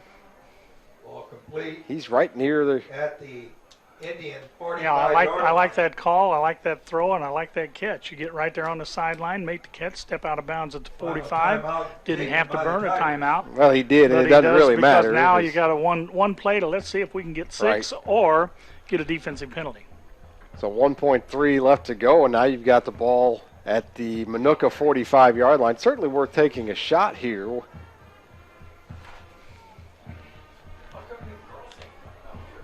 With 1.3 seconds left to go. Don't forget, after the game, we'll name our Munganast Olton Toyota Player of the Game. And several candidates already in the running here tonight, this afternoon. And you mentioned it is a beautiful sunset. You're in tune to WBGZ Alton. 5:09 in the Metro East area. I was thinking about that when I saw the game was scheduled to start at 4, that we might have sun in our eyes, but we really haven't had to worry much. Enough of a cloud cover. That hasn't been a problem. But now, as we said, with that sunshine being down behind the horizon, we now have a situation where the lights are taking over, and it's a night game from here on out. On the field turf, and now we'll see what the Tigers have drawn up here with 1.3 left to go. In Minooka, after seeing the formation, they're going to take a timeout, and we'll take the opportunity to take one too. You're listening to Big Z Radio Sports. Ball is spotted at the 45-yard line. 2nd and 1. 1 second remaining. Just one, Dave. One, please. Hannah Jonesboro won a big over Vandalia. Vandalia was up 20-7 one time. J1 5641. RiverBender.com. 1.3 seconds left to go here in the first half. Tigers lead at 21-17. They've got the football at the 45-yard line. Time for one more play here for the Tigers. Just make sure it's not a fumble or an interception. That's the two things you cannot have here. Do not let Manuka get their hands back on the ball. Or if it's an interception, make sure it's in the end zone. As Abdur Rahman stands in the pistol. 3 wide receivers set. Johnson next to him. Abdur Rahman's going to roll to his left and follow some blockers. He'll cut it back and going to be out of bounds, and that's how the half is going to end. Abdur Rahman is going to take it down to the 33-yard line of the Indians. But the Tigers are going to take the lead into the halftime locker room. And we'll be back with halftime after this. The Tigers lead the Indians by a score. When you're looking for the best selection, price, and service in the area, Marty Kinsella Chrysler, Dodge, Jeep, and Ram of Jerseyville has you covered. Working with the world's leading automotive brands, we guarantee you'll find a car that suits your needs and your budget. We also carry a massive pre-owned selection to expand your options and save you money. Once you find something you can't wait to drive home, count on our professional financing team to get you approved for a loan, regardless of credit.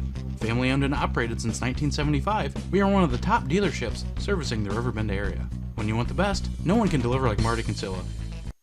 Trust Family Auto Sales and Cycles focuses on providing you with the highest quality used vehicles in the Riverbend. Before hitting the lot, all cars are thoroughly inspected and serviced in our very own repair shop. We make sure your future vehicle will look like it just came off the assembly line. We have a massive selection of cars with price ranges to fit any budget, and our motorcycles look like they just came off the showroom floor. Trust can finance any credit situation and have you on the road in no time. Whether you're looking for a car, truck, van, SUV, hybrid, or motorcycle, Trust Family Auto Sales has you covered. Did you know I can be two places at one time?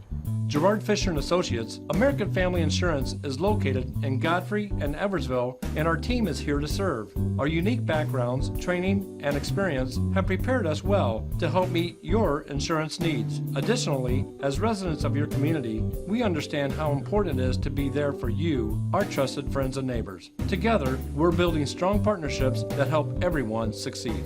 Call or visit us today at Godfrey or Edwardsville. Since 1941, Fisher Lumber has grown a strong family presence and reputable business in East Alton. We're the only full-service lumber yard offering everything from cabinets to windows and millwork to roof trusses. Our showroom boasts beautiful windows, doors, countertops, and kitchen displays, while our 50,000 square foot warehouse holds our lumber and building supplies. Let the experienced professionals at Fisher Lumber work with you on your next new project. Visit our lumber yard and showroom at 210 North Shamrock Street in East Alton for all your lumber and home improvement needs, or visit RiverBender.com. Here at Midwest Members Credit Union, we are proud to put our heart into the community that we serve. Every day, credit unions touch every aspect of our lives. They support us as we turn life's goals into accomplishments. Goals like going to college, opening a small business, buying a home, planning a wedding, or having a baby. From your first car to a new life after retirement, our community credit unions are there for all your life's milestones. For all of life's moments, you can depend on us at Midwest Members Credit Union. Morse Home Improvement is a second-generation, family-owned and operated company committed to putting customer service and quality first. Serving you since 1962, we strive to make every customer a customer for life. At Morse Home Improvement, we operate by a code of ethics we call the Morse Code. This code consists of honesty, integrity, quality, service, and value. Visit us at MHI1962.com or call 46-50505. Roberts Motors is proud to say that we've been serving the Alton area for over 68 years. We must be doing something right to be able to say that. Stop by and find out why customers love the experience at Roberts. We pride ourselves in providing our customers all the information they want in an upfront manner, making the process of buying a vehicle easy and surprise-free. High pressure, hidden fees, surprises, not allowed here. Stop by today and let us show you how buying a car is supposed to be. Roberts, the value store since 1949. Roper's Regal Beagle, located on Godfrey Road, is the Metro East premier sports bar and grill. Open Sunday through Thursday till 2 a.m. and Fridays and Saturdays till 3 a.m. At Roper's Regal Beagle, you will enjoy some of the area's best pizza from their wood-fired pizza oven. There's also a full kitchen offering a huge variety, as well as a soup and salad bar. Sports fans, Roper's Regal Beagle is the place to watch the game. 27 TVs, NFL ticket, Big Ten, Pac-12, and streaming local high school sports. Since being founded in 1991, our business has grown from only a few travel trailers on a grass field to one of the largest dealerships in the state of Illinois. If you enjoy shopping in a relaxed, no-pressure atmosphere, we invite you to come visit. Our indoor showroom allows you to shop in comfort, even on those days when Mother Nature doesn't cooperate. At Coleman's, we pride ourselves in providing you with the best value for your hard-earned dollar. Whether you're looking for your first camper, or the one that will last you through your retirement years, we have you covered. Coleman's Country Campers, where customers become friends.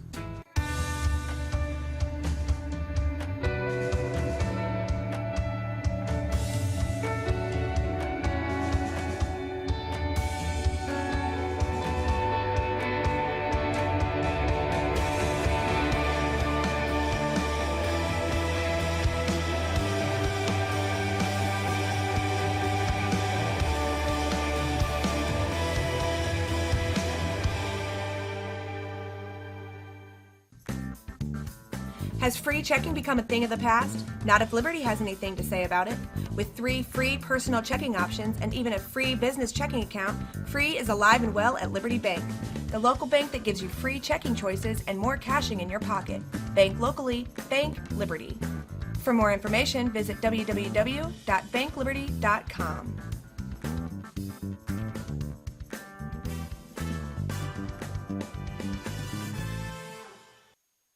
Did you know I could be 2 places at one time?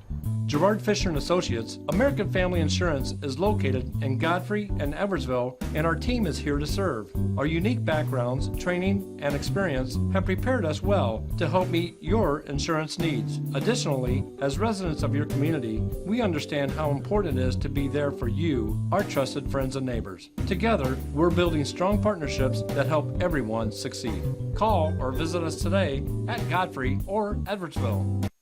Since 1941, Fisher Lumber has grown a strong family presence and reputable business in East Alton. We're the only full-service lumber yard offering everything from cabinets to windows and millwork to roof trusses. Our showroom boasts beautiful windows, doors, countertops, and kitchen displays, while our 50,000 square foot warehouse holds our lumber and building supplies. Let the experienced professionals at Fisher Lumber work with you on your next new project. Visit our lumber yard and showroom at 210 North Shamrock Street in East Alton for all your lumber and home improvement needs, or visit RiverBender.com. I'll grab the birthday cake, you bring the gift, if you're sure she's ready.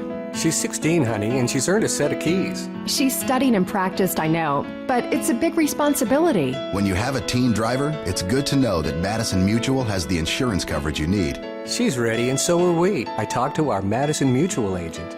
Call Barry Macias, your local independent insurance agent, at 467-2874. The more life changes, the more you need Madison Mutual. When you're looking for the best selection, price, and service in the area, Marty Kinsella, Chrysler, Dodge, Jeep, and Ram of Jerseyville has you covered. Working with the world's leading automotive brands, we guarantee you'll find a car that suits your needs and your budget. We also carry a massive pre-owned selection to expand your options and save you money. Once you find something you can't wait to drive home, count on our professional financing team to get you approved for a loan, regardless of credit. Family owned and operated since 1975, we are one of the top dealerships servicing the Riverbend area. When you want the best, no one can deliver like Marty Kinsella. Trust Family Auto Sales and Cycles focuses on providing you with the highest quality used vehicles in the Riverbend. Before hitting the lot, all cars are thoroughly inspected and serviced in our very own repair shop. We make sure your future vehicle will look like it just came off the assembly line. We have a massive selection of cars with price ranges to fit any budget, and our motorcycles look like they just came off the showroom floor. Trust can finance any credit situation and have you on the road in no time. Whether you're looking for a car, truck, van, SUV, hybrid, or motorcycle, Trust Family Auto Sales has you covered. Here at Midwest Members Credit Union, we are proud to put our heart into the community that we serve. Every day, credit unions touch every aspect of our lives. They support us as we turn life's goals into accomplishments. Goals like going to college, opening a small business, buying a home, planning a wedding, or having a baby. From your first car to a new life after retirement, our community credit unions are there for all your life's milestones. For all of life's moments, you can depend on us at Midwest Members Credit Union. Morse Home Improvement is a second-generation, family-owned and operated company committed to putting customer service and quality first. Serving you since 1962, we strive to make every customer a customer for life. At Morse Home Improvement, we operate by a code of ethics we call the Morse Code. This code consists of honesty, integrity, quality, service, and value. Visit us at MHI1962.com or call 46-50505. Roberts Motors is proud to say that we've been serving the Alton area for over 68 years. You must be doing something right to be able to say that. Stop by and find out why customers love the experience at Roberts. We pride ourselves in providing our customers all the information they want in an upfront manner, making the process of buying a vehicle easy and surprise-free. High pressure, hidden fees, surprises, not allowed here. Stop by today and let us show you how buying a car is supposed to be. Roberts, the value store since 1949. Roper's Regal Beagle, located on Godfrey Road, is the Metro East premier sports bar and grill. Open Sunday through Thursday till 2 a.m. and Fridays and Saturdays till 3 a.m. At Roper's Regal Beagle, you will enjoy some of the area's best pizza from their wood-fired pizza oven. There's also a full kitchen offering a huge variety, as well as a soup and salad bar. Sports fans, Roper's Regal Beagle is the place to watch the game. 27 TVs, NFL ticket, Big Ten, Pac-12, and streaming local high school sports. Since being founded in 1991, our business has grown from only a few travel trailers on a grass field to one of the largest dealerships in the state of Illinois. If you enjoy shopping in a relaxed, no-pressure atmosphere, we invite you to come visit. Our indoor showroom allows you to shop in comfort, even on those days when Mother Nature doesn't cooperate. At Coleman's, we pride ourselves in providing you with the best value for your hard-earned dollar. Whether you're looking for your first camper, or the one that will last you through your retirement years, we have you covered. Coleman's Country Campers, where customers become friends.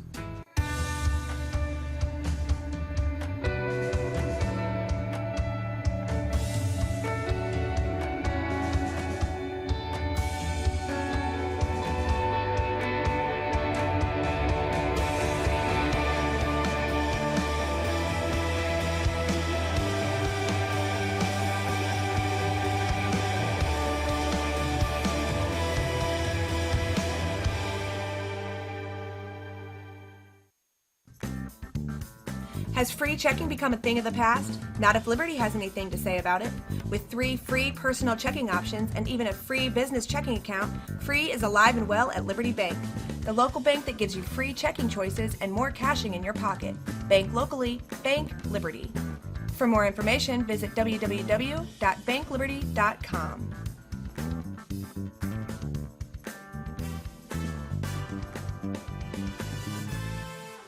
Did you know I can be 2 places at one time?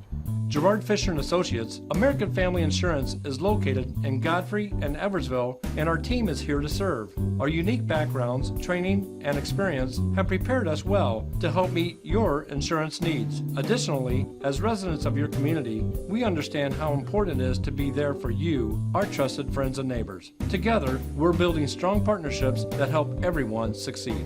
Call or visit us today at Godfrey or Edwardsville. Since 1941, Fisher Lumber has grown a strong family presence and reputable business in East Alton. We're the only full-service lumber yard offering everything from cabinets to windows and millwork to roof trusses. Our showroom boasts beautiful windows, doors, countertops, and kitchen displays, while our 50,000 square foot warehouse holds our lumber and building supplies. Let the experienced professionals at Fisher Lumber work with you on your next new project. Visit our lumber yard and showroom at 210 North Shamrock Street in East Alton for all your lumber and home improvement needs, or visit RiverBender.com. I'll grab the birthday cake, you bring the gift, if you're sure she's ready. She's 16, honey, and she's earned a set of keys. She's studied and practiced, I know, but it's a big responsibility. When you have a teen driver, it's good to know that Madison Mutual has the insurance coverage you need. She's ready, and so are we. I talked to our Madison Mutual agent. Call Barry Macias, your local independent insurance agent, at 467-2874. The more life changes, the more you need Madison Mutual. When you're looking for the best selection, price, and service in the area, Marty Kinsella, Chrysler, Dodge, Jeep, and Ram of Jerseyville has you covered. Working with the world's leading automotive brands, we guarantee you'll find a car that suits your needs and your budget. We also carry a massive pre-owned selection to expand your options and save you money. Once you find something you can't wait to drive home, count on our professional financing team to get you approved for a loan, regardless of credit. Family owned and operated since 1975, we are one of the top dealerships servicing the RiverBend area. When you want the best, no one can deliver like Marty Kinsella. Trust Family Auto Sales and Cycles focuses on providing you with the highest quality used vehicles in the Riverbend. Before hitting the lot, all cars are thoroughly inspected and serviced in our very own repair shop. We make sure your future vehicle will look like it just came off the assembly line. We have a massive selection of cars with price ranges to fit any budget, and our motorcycles look like they just came off the showroom floor. Trust can finance any credit situation and have you on the road in no time. Whether you're looking for a car, truck, van, SUV, hybrid, or motorcycle, Trust Family Auto Sales has you covered. Here at Midwest Members Credit Union, we are proud to put our heart into the community that we serve. Every day, credit unions touch every aspect of our lives. They support us as we turn life's goals into accomplishments. Goals like going to college, opening a small business, buying a home, planning a wedding, or having a baby. From your first car to a new life after retirement, our community credit unions are there for all your life's milestones. For all of life's moments, you can depend on us at Midwest Members Credit Union. Moore's Home Improvement is a second-generation, family-owned and operated company committed to putting customer service and quality first. Serving you since 1962, we strive to make every customer a customer for life. At Moore's Home Improvement, we operate by a code of ethics we call the Morse Code. This code consists of honesty, integrity, quality, service, and value. Visit us at MHI1962.com or call 46-50505. Roberts Motors is proud to say that we've been serving the Alton area for over 68 years. You must be doing something right to be able to say that. Stop by and find out why customers love the experience at Roberts. We pride ourselves in providing our customers all the information they want in an upfront manner, making the process of buying a vehicle easy and surprise-free. High pressure, hidden fees, surprises, not allowed here. Stop by today and let us show you how buying a car is supposed to be. Roberts, the value store since 1949. Roper's Regal Beagle, located on Godfrey Road, is the Metro East premier sports bar and grill. Open Sunday through Thursday till 2 a.m. and Fridays and Saturdays till 3 a.m. At Roper's Regal Beagle, you will enjoy some of the area's best pizza from their wood-fired pizza oven. There is also a full kitchen offering a huge variety, as well as a soup and salad bar. Sports fans, Roper's Regal Beagle is the place to watch the game. 27 TVs, NFL ticket, Big Ten, Pac-12, and streaming local high school sports. Since being founded in 1991, our business has grown from only a few travel trailers on a grass field to one of the largest dealerships in the state of Illinois. If you enjoy shopping in a relaxed, no-pressure atmosphere, we invite you to come visit. Our indoor showroom allows you to shop in comfort, even on those days when Mother Nature doesn't cooperate. At Coleman's, we pride ourselves in providing you with the best value for your hard-earned dollar. Whether you're looking for your first camper or the one that will last you through your retirement years, we have you covered. Coleman's Country Campers, where customers become friends. Did you know I could be two places at one time? Gerard Fisher & Associates, American Family Insurance, is located in Godfrey and Eversville, and our team is here to serve. Our unique backgrounds, training, and experience have prepared us well to help meet your insurance needs. Additionally, as residents of your community, we understand how important it is to be there for you, our trusted friends and neighbors. Together, we're building strong partnerships that help everyone succeed. Call or visit us today at Godfrey or Edwardsville. Since 1941, Fisher Lumber has grown a strong family presence and reputable business in East Alton. We're the only full-service lumber yard offering everything from cabinets to windows and millwork to roof trusses. Our showroom boasts beautiful windows, doors, countertops, and kitchen displays, while our 50,000 square foot warehouse holds our lumber and building supplies. Let the experienced professionals at Fisher Lumber work with you on your next new project. Visit our lumber yard and showroom at 210 North Shamrock Street in East Alton for all your lumber and home improvement needs, or visit RiverBender.com. RiverBender.com's coverage of today's event is brought to you by Macice Insurance Agency, your local independent insurance agent. Roper's Regal Beagle, the Metro East premier sports bar and grill. Midwest Members Credit Union, the one place to go for all your banking needs. Liberty Bank, bank local, bank Liberty. Gerard Fisher American Family Insurance, all of your protection under one roof. Roberts Ford, the value store since 1949. Lewis and Clark Community College, empowering people. Coleman's Country Campers, where customers become friends. Trust Family Auto Sales, now offering repair services across from the Bethalto Airport under the water tower. Moore's Home Improvement, honesty, integrity, quality, and value. Marty Kinsella Dodge, Chrysler, Jeep, and Ram. Where others can't, Kinsella can.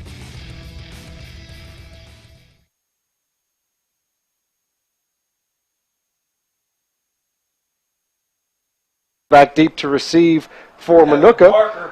Number 1, Max Cristiano, and number 13, Steven Gonzalez. And, of course, while we have a minute before we start the second half, tip of the cap to Dave Kibler back at the studio as he's turning the dials and keeping us on the air. Thank you very much, sir. Gonzalez and Schuster deep to receive the kick. The Tigers will defend the south. Actually, number 5, I think Jake Laboka back deep to receive for Manuka as we get set to kick it away here in the second half. 21-17. The Tigers with the lead, trying to advance to the semifinals of the Class 8A IHSA football playoffs. Parker, high, short kick. It's going to be fielded, and it's fumbled. And Manuka, will they be able to dive on it? They will. Oh, a dangerous, dangerous play by Laboka as he picks it up instead of just falling on it, tries to run with it, and he is tackled, and the Indians fortunate that they'll have the ball to start the second half. Well, the problem was Noah Ellens. He was running backwards trying to catch that one over his shoulder, a la Willie Mays, and I don't think he realized the deep man was that close. A lack of communication between those two almost spelled disaster for the Indians. And as it is, they will start the second half with the ball at their own 8-yard line. Injured player for the Tigers being helped off the field. Looks like that might be number 20, Donovan Booker. And Manuka still huddling over on that far sideline. And a good contingent has made the trip down from the Joliet area to watch this game as their Manuka Indians trying to get to the semifinals as well. And they would like, of course, to get this game over and head north and stop off at Normal, as their team will be playing in the state finals in volleyball. In volleyball, right, after knocking off the Edwardsville Tigers in volleyball. Jessner in the pistol. Edgecorn next to him. Zach Jessner, the quarterback, had a good first half. And sends a man in motion. That's Johnson. He'll give it to Edgecorn right side, looking for running room. Cuts it back. He has room. Across the 15 to the 20. Tripped up. And out across the 22 goes number 7, Connor Edgecorn. Good job there of cutting back as he had daylight. Looked like he might be going all the way, but a touchdown to saving tackle just barely got a piece of him. The number 17, Ethan Young, came up to get him tripped up to stop him from going all the way. Out to the 22-yard line. That's a gain of 14 and an Indian first down. And that's how the Indians start the half offensively. Zach Jessner in the pistol, Edgecorn behind him. Tigers show blitz, now back off. Jessner's going to give it to Edgecorn, left side this time, and he is hit and stopped. No gain on the play, or very little gain on the play. That time much better penetration by the Tiger defense. Who was that, number 50? Drew Johnson on the tackle. All right. Johnson, a 5'11", 210-pound senior. Got a yard on the play, second down and 9. For the Indians, who trail 21-17, just underway here, second half from the Edwardsville Sports Complex. Jessner in the pistol, Edgecorn next to him. And a man in motion is Johnson to his right. Jessner wants to throw and wants to throw deep down the field over the middle. That's tipped and almost intercepted. It was in and out of the hands of Colin Schuster, a little overthrown for him. The Tigers the best chance to intercept that one, but it falls incomplete, brings up 3rd and 9. Yeah, Tigers with good coverage there had 2 defenders in the path, but that's one of those, if he splits those defenders and makes the catch, he's off to the races. Fortunately, ball falls to the ground. It'll bring up a 3rd and long.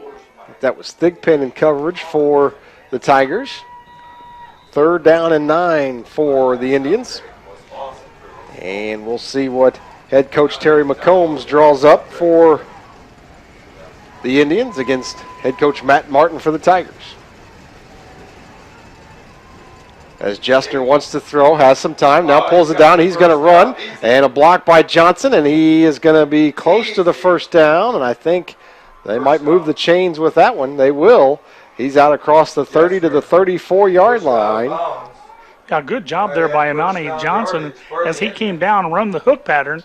Then when he realized the quarterback was going to bring the ball down and carried it, he came back and became a lead blocker, enabled him to get the first down. Needed 9, got 11. It's 1st and 10 for the Indians. 34-yard line, that's good for an Indian. First down. As Jessner runs over and gets the play call from the offensive coordinator. And back to the huddle now. Jessner in the pistol. Edgecorn next to him. Now slightly behind him. 2 wide receivers to the right, 2 to the left. Johnson in the slot. He goes in motion on most plays. And whistles blow, and I think a timeout may be going to be called by Minooka here as they had some confusion offensively. They will take a timeout here Timeout is called by the with 10:05 left to go in the third quarter, and they have it 1st and 10, and just a little confusion there offensively for Minooka. Coach McComb's not very happy at all as his team came over to them. He was barking at them like a cowboy chasing down an Indian there. Wow. Right, and in a close game, 21-17, you hate to burn a timeout with not even 2 minutes gone in the third quarter. Yeah, but there was something about the way they set up that formation. He just didn't like the looks of it from the get-go, and rather than waste it down, he decided to waste a timeout. As you said, will that be something he'll regret later in the game? You never know. 21-17, the Tigers have the lead. One thing I guarantee you, he has his team's undivided attention right now. I'm sure he does, absolutely. And the Tigers huddle on this near sideline here and talk about how they can stop this attack of Minooka, which has been pretty prolific so far tonight. Well, when you stop and think that they started on the 8-yard line and they have progressively come out and they're all the way out to about the 35-yard line now, they're making good progress, and he'd like to continue keeping that team on the offense. Touchdown will give them the lead. Well, Jessner in the pistol, Edgecorn behind him, 4 wide receivers set. Johnson goes in motion into the backfield. And they give us to Edgecorn looking for running behind Johnson. He takes it out to the 40-yard line. Gain of about 5 on the play. And when Johnson's out there as a lead blocker, it seems like it's virtually impossible to stop them before they get at least a 5-yard gain on that call. Well, and he goes in motion almost every play and becomes a lead blocker quite often. 2nd and 4. Gain of 6, 2nd down and 4 for the Indians. We used to have a monster defense, we call it, 52 monster, and the monster guy would always just follow that motion guy thinking he was going to take him to the play, and that's the case here tonight. Jessner in the pistol, sends Johnson in motion, and gives it to Edgecorn again. Cuts it back across the 40, and fighting for yards out to the 44-yard line he goes. Thought there could have been a holding call there on number 78 as he kind of hooked the defender and then brought him down around to the ground, but no flag, no penalty, no problem. Very close to a first down here, close enough to perhaps call for a measurement. Well, if the official over on the far side doesn't say it's a first down, it's not a first down. He's been getting his way, and now the coach says, hey, I think it is a first down. My feeling is the chain gang's been working hard out there. Why not let him come out? Yeah, and do the measurement. Yes, exactly. They're arguing over it. First down. It would be so much simpler just to go ahead and take the chains out. But they're saying, hey, wait a minute. It's on the yard marker at the 44. The chain over here is not quite, so therefore it is a first down. And Coach McComb says, I told you so, politely. Yeah, I'm sure. If they just listen to him. Well, he's been getting most of the calls he wants over there on that far side tonight. There's been a few change calls from what we saw, but in any event, started over with another, set it down. 1st and 10. Minooka at their own 44-yard line. And Jessner in the pistol. Wants to throw this time. Has time. Now rolling to his right. Still wants to throw. He will throw. Got a man. Cristiano, did he catch it? Out of bounds, they're going to say. Did not get a foot in. Boy, he was wide open on that far sideline, too. And that would have been a big gain, enough for another first down. But they're going to say he came down out of bounds. Incomplete pass. It'll bring up 2nd and 10. I wasn't sure if he hadn't stepped out of bounds before he ever got to the ball. But as you said, trying to catch that ball over the inside shoulder, just no way to get those feet down in bounds.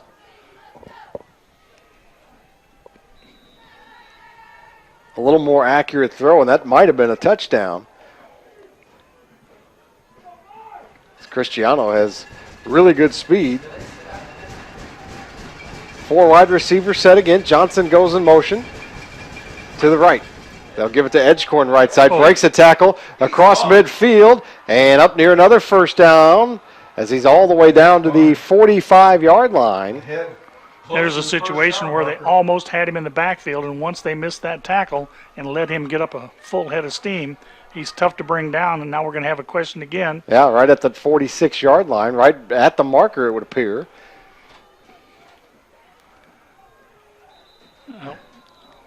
And we're going to get a measurement now. Not going to take the coach's word over there this time.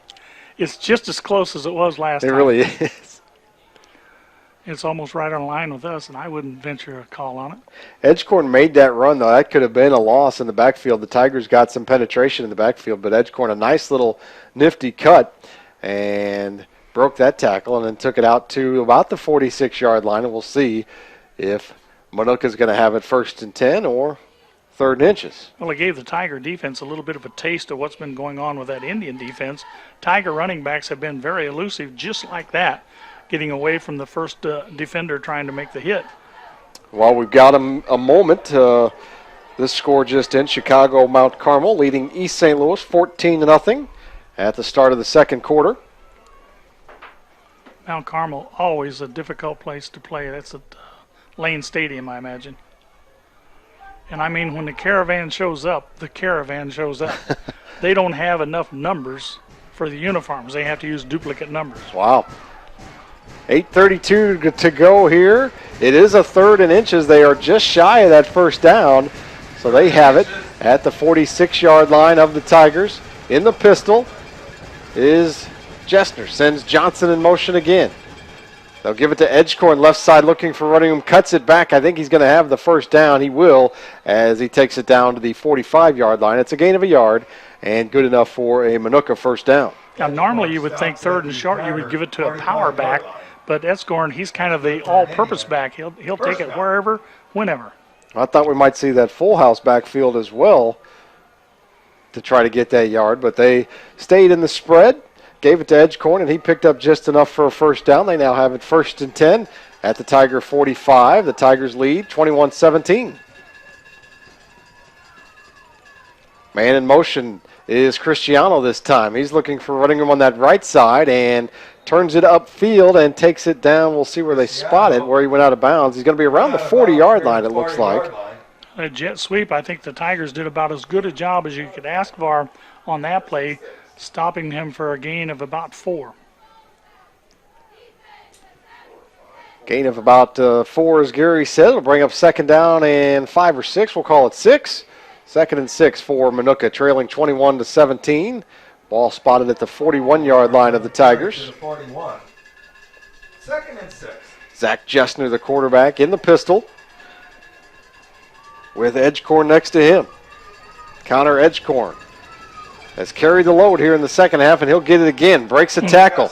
Great job by the Tiger defense, though, to send in the troops and bring him down at the 40-yard line for just a gain of 1 after the first guy missed. I think they better check his uniform. I think there's some grease on that. He's one tough hombre to bring down. He is, indeed, shifty. It's a gain of a yard. It's 3rd and 5 now for Minooka. I've heard of the elusive butterfly, but he's definitely the elusive running back. Jake Lobaka checks into the game for Minooka. He and Max Cristiano over here to the left side, split out wide. Watch the wheel here. 4 wide receiver set. Nope. Jessner wants to throw into the flat. He's got Edgecorn. He's got a 1st down and more to the 30. Cuts it back 25-20. Still going. And finally brought down by the Tigers at the 15-yard line. Well, Edgecorn that time had the advantage of having all of these receivers on this side of the field, which meant the secondary had to rotate over for the numbers that were here. So once he made the catch, there wasn't as much manpower down that far side, and he, with his speed, was able to convert. It's a gain of 25 yards and another Minooka 1st down. 1st and 10 they have it at the Tiger 15, knocking on the door here, trailing 21-17, 7:02 to go, 3rd quarter.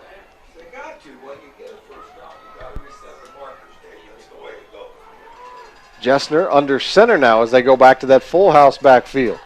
And the give is to Haas left side, and he puts his head down and takes it down to the 11-yard line, gain of 4 on 1st down. Yeah, I think they're more than satisfied now that they're in the red zone to realize we can take 4 downs to get it, so 3 or 4 yards a clip, and they'll get a touchdown that'll give them the lead. Well, anytime they've gotten into the red zone inside the 20, that's pretty much what they've gone with is that full house backfield with number 9, Jack Kropke, number 20, Johnson, and number 49, Tyler Haas. And they go into that formation again, and the give is up the middle to Kropke. He has a touchdown tonight. He won't get one here, but he will take it across the 10 down to about the 8-yard line, a gain of about 3. 8-yard line. Well, the Tigers are going to have to come up with a big stop right now. They're going to have to start playing a gap defense, I fear, and see if they can shoot those gaps and get a stop. If not, I believe the Indians are going to move in and take the lead. 3rd down and 3 for the Indians. Jessner gets the play from the sidelines. Another score just in. Highland up 21-0 on Herscher at the end of the first quarter. Not surprising at all. That's an outstanding Highland team. It really is. As Jessner up under center. He'll turn and fake it. Now he's going to roll out to his left, looking for the tight end Page. It's intercepted by the Tigers. Intercepted. Go. Here come the Tigers to the 30. Out to the 35 and drug out of bounds there. Intercepted by the Tigers. A huge turnover for the Tigers. And they're going to have it 1st and 10 at their own 35. And there's an offensive coordinator on the other side of the field who's kicking himself for calling that play now. It looked like a good call to show power to the right, roll back to the left, pass into the end zone for a touchdown. Problem is, the defensive secondary for the Tigers stayed home, got the job done. I think it was Thigpen that intercepted it. And now the Tigers take over on offense. What a huge play. They lead 21-17. Now they've got the football back. 1st and 10 at their own 36. Kendall Abdur-Rahman sends a man in motion. Sends another man in motion. That's Johnson in motion. He'll fake it to him, and Abdur-Rahman wants to throw. Has all kinds of time. Now rolls to his left, back to his right. Still surveying the field. Now he's just going to pull it down and run. He's across the 40, 45, 50. In the Minooka territory, down to the 40. Gets a block to the 35, 30, 25, 20, 15, 10, and finally out of bounds at the 10-yard line. I don't know about you, but that wore me out. I'm tired. He sent the receivers deep. They couldn't find an opening. They tried to reverse and come back to show him something. He slid out of that pocket, and then the rest, what can I say, Houdini. However, there's a flag down here at midfield. And it's against the Tigers.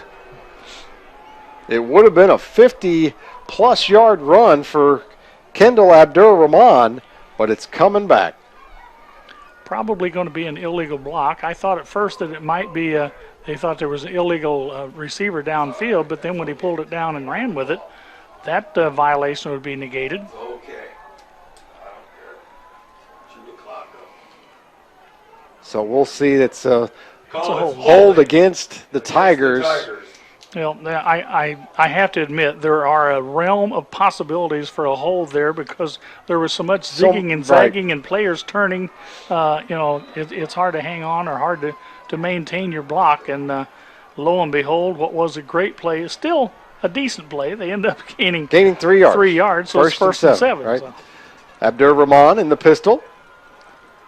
And he'll give it to Johnson. Across the 40 to the 42-yard line, gain of about 3. Johnson straight ahead for the This Tigers. is what the Tigers want to do right now because the Indians did a good time-consuming drive as they spent better than half the quarter marching down the field, came up empty. Now the Tigers want to see if they can march down the field and not come up empty. 2nd down and 4 for Edwardsville. 2nd and 4 from the 42. Johnson in the game at running back. Abdur-Rahman in front of him in the pistol. Now Johnson motions over to his right. Here comes that option again, and it's a good pitch this time. Johnson has it to the 45, out of bounds, inside Minooka territory, down to the 48-yard line. Down the right side. That's one of those where this announcer is saying, oh no, way to go. Yeah. It's like when somebody shoots a long 3 in basketball. No, okay, fine. Well, that's exactly what happened there. Is they did get the communication and got the mesh, as they say, between the pitch man and the guy receiving it, and got a 1st down out of it. But let's put that back in the playbook and save it for later. That's a 10-yard gain for Johnson, and a Tiger 1st down into Minooka territory at the 48-yard line. 4:22 left to go. Abdur-Rahman in the pistol. 7 o'clock for Dad. and sends a man in motion. And now surveys. Play clock down to 15. Abdur-Rahman rolls to his left, wants to throw, does throw on the far sideline. That's a great catch again on that far sideline. And another Tiger first down all the way down to the 35-yard line. Want to be careful there, motioning a first down after the play is over. You don't want to be caught for taunting because that'll take away from what was otherwise a great play. Two good things about that. Number one, he went up and caught the pass, which was high. That was excellent. But number two, he avoided getting hit in the kidneys, and that's what oftentimes happens when you extend yourself. Donovan Booker again, another great reception for the Tigers. Abdur-Rahman is going to turn and hand it right up the middle, and nothing there. That was Justin Johnson. Now Johnson stopped as he came to the hole because it was closed, but he didn't have time to redirect and get outside, and as a result, he's going to have no gain at all on the play, and it's going to bring up a third down. Tigers, I don't want to say desperately, but they really need this first down to maintain their offense. 3rd and a yard for the Tigers. Thigpen checks in. Johnson comes to the sideline. 3:40 to go, clock rolling. Tigers lead it 21-17 here in the third quarter. Abdur-Rahman in the pistol. And nobody with him, but they'll send a man in motion. That's Thigpen. They'll fake it to him. Abdur-Rahman keeps it up the middle, and he'll have a first down to the 35-yard line. Give Abdur-Rahman credit. As he went through that line, he got stood up 5 yards down the field, but he stayed with it, maintained possession of the ball, didn't have it out there too loosely, and was able to spin and pick up what should be a first down. Gain of 5 for Kendall Abdur-Rahman, and the Tigers keep this drive going, and once they set the markers, they'll keep the clock going as well. Nobody's told him to move the chains yet. I thought the guy over there on the far side, that was his job. And Abdur-Rahman again, trouble with the hand warmer that he wears. It falls off, and it's laying back at the 45-yard line. Just keep those feet hot. Now the clock set in motion, and Abdur-Rahman takes it and gives it right up the middle. That's Thigpen on the carry, and he'll take it down to about the 35-yard line. I'll tell you what. 25-yard line, excuse me. Thigpen does such a good job of hitting that hole quickly and getting through it. Abdur-Rahman was looking to see if he could hit a downfield block for him, but he was too quick for him. He couldn't catch up with the defender. Now they'll spot at the 26. It's a gain of 7 for Thigpen and brings up 2nd and 3. Clock rolling, 2:47 to go. Thigpen gets the carry, and he is stacked up. Nothing there. Manuka all over that one. Max Cristiano, the first one there for the Indians. Yeah, give credit where credit is due. Cristiano that time came up from the secondary, and it was almost like it was a safety blitz, and he was coming into the right hole at the right time. Well, the light's taking full effect now as we are approaching 6 o'clock. You're in tune to WBGZ Alton. 5:53 the time. Abdur-Rahman on that option, pitches it to Thigpen, and he'll take it across close to the 20-yard line. 21-yard line they'll give him. I'm glad he didn't listen to me. I wanted him to keep the ball, and had he kept it, he wouldn't have got the first down, but Thigpen did just that. Here to 20. That's good for a Tiger. Now the Tigers keeping this drive going, and a nice time-consuming drive here for Edwardsville. And they'd love to cap it off by putting a touchdown on the board and make this a 28-17 ball game. Yeah, thus far in the third quarter, each team has had only one possession. 1:59 to go in the third. Abdur-Rahman rolls to his left, and he's going to be run out of bounds at about the 15-yard line. And he took that loaf of bread with him, didn't he? Yep, not tucked away in any way, shape, or form. But 17-yard line. So it's a decent gain on first down. Yeah, the problem is it stops the clock. Of course, Yeah. we're only in the third quarter. There's still plenty of time Plenty of left. time, no doubt. You like those time-consuming drives that end in 7 points. 4 yards on the carry. 2nd and 6. You'd love to get a score here and not give it back to the Indians until the fourth quarter. Abdur-Rahman in the pistol with Thigpen next to him. And he's going to roll to his right. Abdur-Rahman looking for running room, cuts it back inside the 15 and down about the 14-yard line, gain of about 3. That was simply a good job by the Indians defense. They just kept stringing that out, didn't leave any cutback lanes for him at all, so he just tried to go as far as he could before he had to go out of bounds.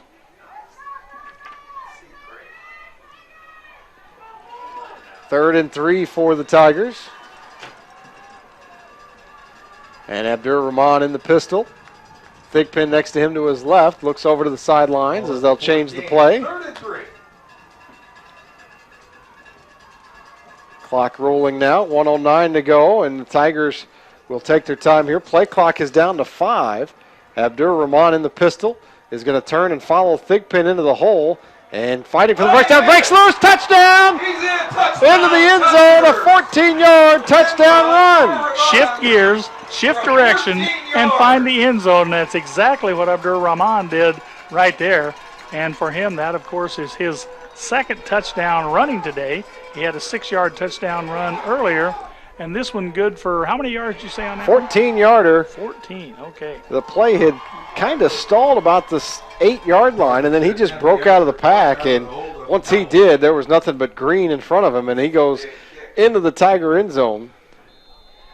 Well, he shifted gears, and once he got it into overdrive, the opening was there, and he found it all the way to pay dirt. And we're under a minute to go in the third quarter. 56.1 seconds to go in the third. The Tigers now lead the Indians by a score of 28-17. You're listening to Big Z Radio Sports. Has free checking become a thing of the past? Not if Liberty has anything to say about it. With 3 free personal checking options and even a free business checking account, free is alive and well at Liberty Bank, the local bank that gives you free checking choices and more cashing in your pocket. Bank locally, bank Liberty. For more information, visit www.bankliberty.com.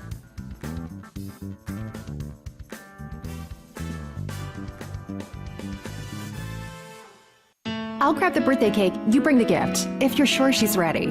She's 16, honey, and she's earned a set of keys. She's studied and practiced, I know, but it's a big responsibility. When you have a teen driver, it's good to know that Madison Mutual has the insurance coverage you need. She's ready, and so are we. I talked to our Madison Mutual agent.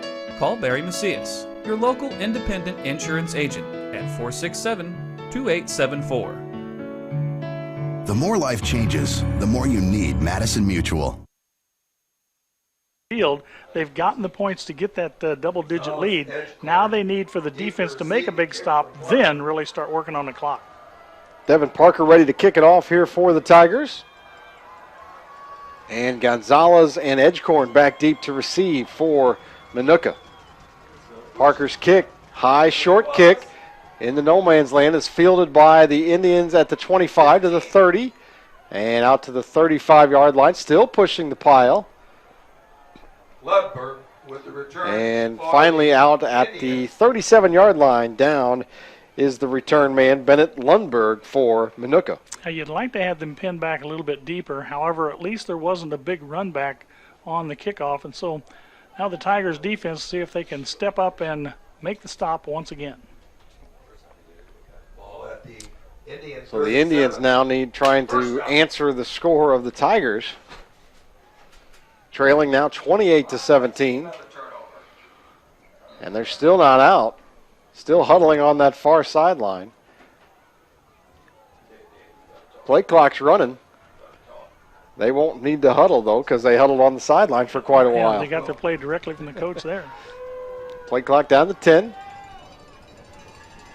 And the throw. Looking to throw deep down the middle of the field. It's intercepted again. Picked off again. Another interception for the Tigers.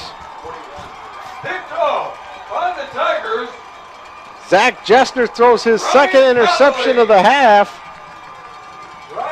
I don't think the quarterback ever saw Ryan Conley, as he was simply sitting back there playing center field from his linebacker position, and it looked like the secondary was soft. They were behind the receivers, but Conley just kind of hid right there, and you talk about a direct pass. He couldn't ask for any better interception.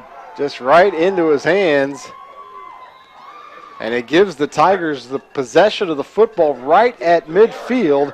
41.5 seconds to go in the third quarter and already leading 28-17. Now they are definitely in the driver's seat, and here's where you want to milk that clock for about 13 minutes. Right. Abdur Rahman in the pistol. It's Johnson next to him. And Abdur Rahman keeps it right side looking for running room. Manuka stacks it up. Not much gain on that play. No gain on the play, really.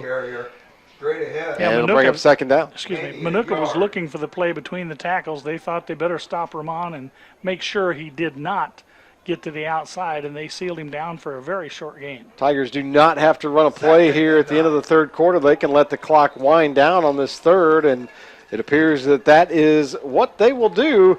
So we are ready for the fourth quarter, and the Tigers are going to take a 28-17 lead into that fourth quarter when we come back. You're listening to Big Z Radio Sports. Did you know I can be two places at one time?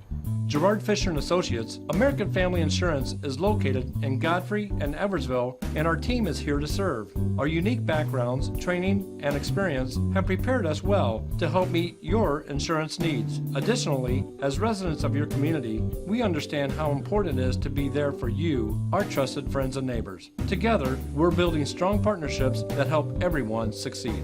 Call or visit us today at Godfrey or Edwardsville.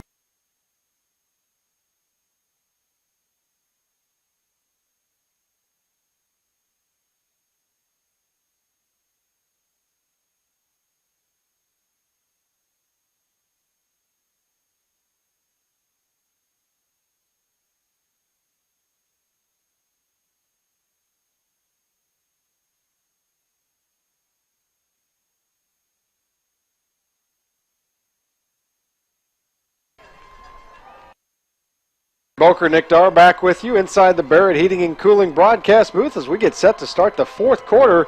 The Tigers with a 28-17 lead over the Manuka Indians and facing second down and 9 just inside Manuka territory at the 49-yard line. Kendall Abdur Rahman wants to throw, rolls to his left, throws to the sideline, and that's incomplete.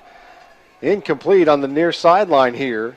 Pass incomplete. Intended receiver was Donovan Booker. Intended for Booker. That'll bring up 3rd and 9. And I think the thinking on that play is you've got this defense that's so fired up and they want to get that ball back. They're going to come in pressuring hard at the line of scrimmage. Well, the way to take the pressure off that line is to get a pass thrown over them. However, an incomplete pass brings up a 3rd and 9. And early in the fourth quarter, but it does stop the clock as well, of course, on the incomplete pass. And so two things working against you there. You don't gain any yards and you don't run any time off the clock. So a big 3rd down here.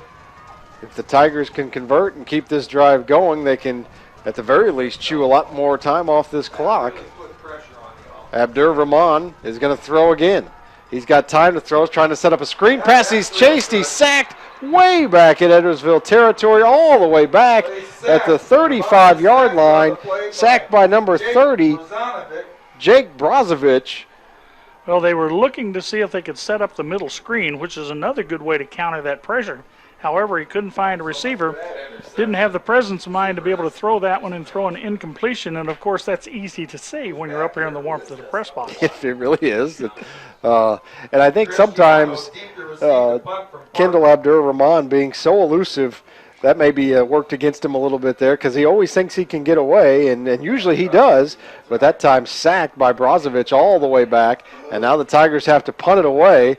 And Cristiano waves off the fair catch. That's going to take a great Tiger bounce all the way down inside the 15-yard line of Manuka. Now a flag comes in, a late hit, I believe, on the Indians back at the 40-yard line.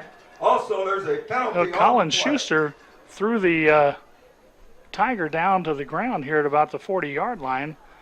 We'll see if that's the call or if it was precipitated by something else. I think Donovan Booker ended up on the ground for the Tigers, and as you mentioned, Schuster was the guy jogging off the field, so we're going to see who they caught in the act here as the officials discuss it. Well, my thinking was Schuster should have been given 2 points for a takedown. That's exactly I don't think that's going to be the call, but we'll see. That's exactly what it was. It was a takedown. And the thing of it is, there was no part of the play. They're going to call it on both of them. Slap each other on the wrist. Yeah, and well, let we it be. couldn't figure out who did what. So Personal foul on both teams. My word against your word. Yep. It's like kissing your sister. Jeez. So what are we doing? So now it looks like they're going to make them re-kick this. Because the play was not dead yet. It was still rolling. That's a huge break, it would seem. Yes. For Minooka, because that was a great punt by the Tigers. The Indians were going to have that one all the way back inside their own 15. Well, there's a situation where if one of the Tigers had just put a hand on the ball and deadened it, it would have been a dead ball penalty. Instead, it's a redo. Cristiano had a chance to fair catch that ball at about the 30. He waved it off, let it bounce. It took a Tiger roll down inside the 15. The other thing is he's a very dangerous punt returner, and he's standing at his own 33-yard line ready to receive this punt from Devin Parker. And the Indians look like they're coming after this one. They bring everybody. And this one is another good punt. Cristiano's going to catch it back at the 25 and looking for running him at the 20, trying to cut back. The Tigers are all over him. And after it's all said and done, it's going to end up being about for about 7 yards for Minooka. I'd being a country boy, that looked 3 guys that had that cow in the corner, and they weren't going to let him out. You take left, I take right, and one of us take him straight on. We'll get him down. And that's exactly what happened. Good coverage by the Tigers. Give up a little bit of yardage, but they negate a run back. He was boxed in, certainly. But Minooka will have the football, 1st and 10, 10:45 to go in the game. Tigers leading it 28-17. The winner moves on to the semifinal of the Class 8A IHSA playoffs. And they'll play Chicago Marist or Loyola. Cristiano goes in motion, and Jessner throws out into the far sideline, out of the flat on the far side. That's caught by Schuster, but a small gain. A short gain of 4 yards. And that's what you like. As soon as the ball arrives, the defender arrives. I couldn't see his number, but that's good coverage. Minimal gain, no gain after the catch. Kept him in bounds, kept the clock rolling. 10:20 to go. Now watch out, because next time it'll be a hitch and go and he'll be around you. Don't come up too quickly. Make sure the ball's in the air before you do. Zach Jessner in the pistol. 5 wide receiver set. Nobody in the backfield with him. Now he motions a man. Gonzalez. Direct snap to Gonzalez. Almost fumbled it. Turns and goes the other way, but there's nothing there. And boy, that was fortunate that wasn't a disaster for the Indians as it is. Not much gain on the play. I'm not sure that was supposed to be a direct snap, or if he simply got in the way and it was snapped at the wrong time. Yeah, it could be. In any event, it's going to bring up a 3rd and long. Right now, the Tigers need to get a stop on 3rd down, because with enough time still on the clock, I think Minooka would punt. I think you're right, and even down 2 scores here. 9:35 to go, clock rolling. Tigers lead by 11. And the Indians come up. Now the play clock down under 8. Jessner in the pistol. 2 wide receivers to the left. Johnson goes in motion. And Jessner rolls to his right, wants to throw. Now back screen play the other side. He's got a man open. That's Haas fighting for the first down. He has it, and he's out across the 35 to the 37 and down there, and he may be injured, but he's going to have a first down. Nice run after the catch. As it looked like the Tigers had him down short of the first down, but he was able to elude that would-be tackler. Gets the ball out over the 35. It looks like it's going to be first down, but more importantly right now, let's see if we can get that young man up on his feet. They're tending to him on that far sideline. Jessner that time rolled to his right where all the traffic was and then swung it back all the way to the left. Haas was open and picked up enough for the first down. And, of course, when they roll out right like that, when the quarterback does, when you're on backside defense, you can't help but relax just a little bit because you think it's going the other way. If, on the other hand, the coverage had stayed tight, that's the pass that could have been intercepted for a quick 6. Took just enough steps to allow Haas to break open and get that first down, and they are still tending to him over on that far sideline. And he is now being helped up to his feet, and he will be helped to the sideline, and you just hope he's okay. And they'll get him over to the sideline and tend to him. And now Minooka will, though, have a first down, 1st and 10 at their own 38-yard line. Trailing 28-17 with 9:08 left to go here in the ball game. Haas is listed as a 5'11", 184-pounder. Tell you what, he looked a little bit bigger than that. Let's hope he's okay on the sideline. Trips to the left now, or to the right now for Minooka. Jessner in the pistol, wants to throw back to the right, a little slant play. And the slant actually cleared it out for Schuster, who makes the catch over in the flat. Stays in bounds, and another short gain on first down. Picked up about 5. Yeah, Minooka going with these shorter, safer passes, but they're still moving the ball down the field. Problem is for them, they're moving the clock down to 8.5 minutes. It's out to the 43. It's a gain of 5, but how about another interception? That'd work. Jessner's thrown a couple here in the second half, and a couple big ones.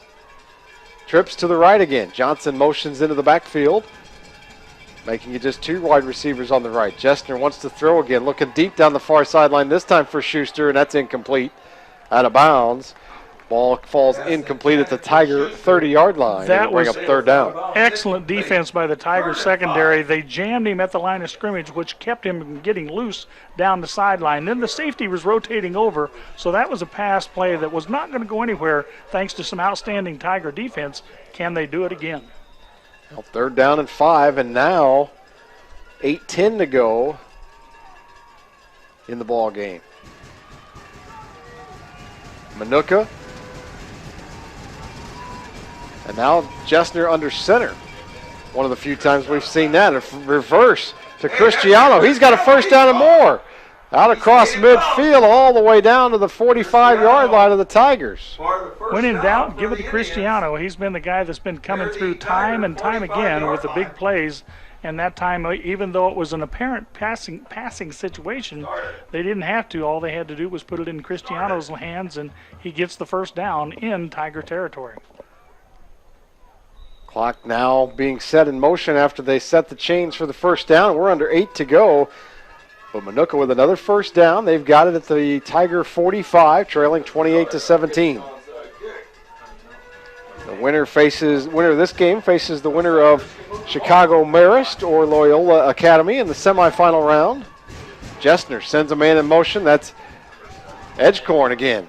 Right side looking for running room. Nothing there. Great job by the Tigers to string that one out. He's going to lose a yard on the play. Indeed. You said it perfectly. They strung it out. Did not give him a place to turn upfield.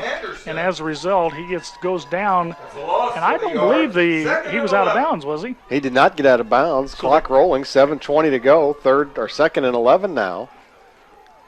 Just outstanding defense by the Tigers that time. And the Indians still huddling. Still quite a bit of time left, 7 minutes to go, but certainly need to have a little bit of sense of urgency about getting the playoff, I think. Under 10 on the play clock, under 7 on the game clock. Jessner in the pistol, and now a timeout. Oh. Got it down to 4 seconds. He had to. Timeout. Oh boy, that's what's more valuable, the 5 yards there or the second timeout? Now, I don't know. Well, especially when you're down to this point of the game. You know, we're down right now inside 7 minutes to go. It's to me, it's kind of befuddling how you did not know what you wanted to call on that 2nd and 11 play that would take that long. Under 7 to go. We'll keep it right here. It's 28-17 Tigers, and now just one timeout for the Indians. And you remember, they used a timeout with just 2 minutes gone in the second half, and that was a costly one as well. So needing 2 scores and just 6 minutes and 50 seconds left to go to get it.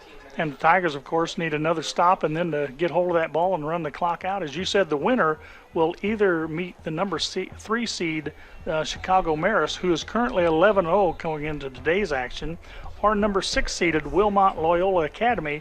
They're 10-1. So the hill's going to get even steeper next week for whoever wins this game. But right now, things looking good for the Tigers. The only problem is they've been in these situations before. It's not how you start the game.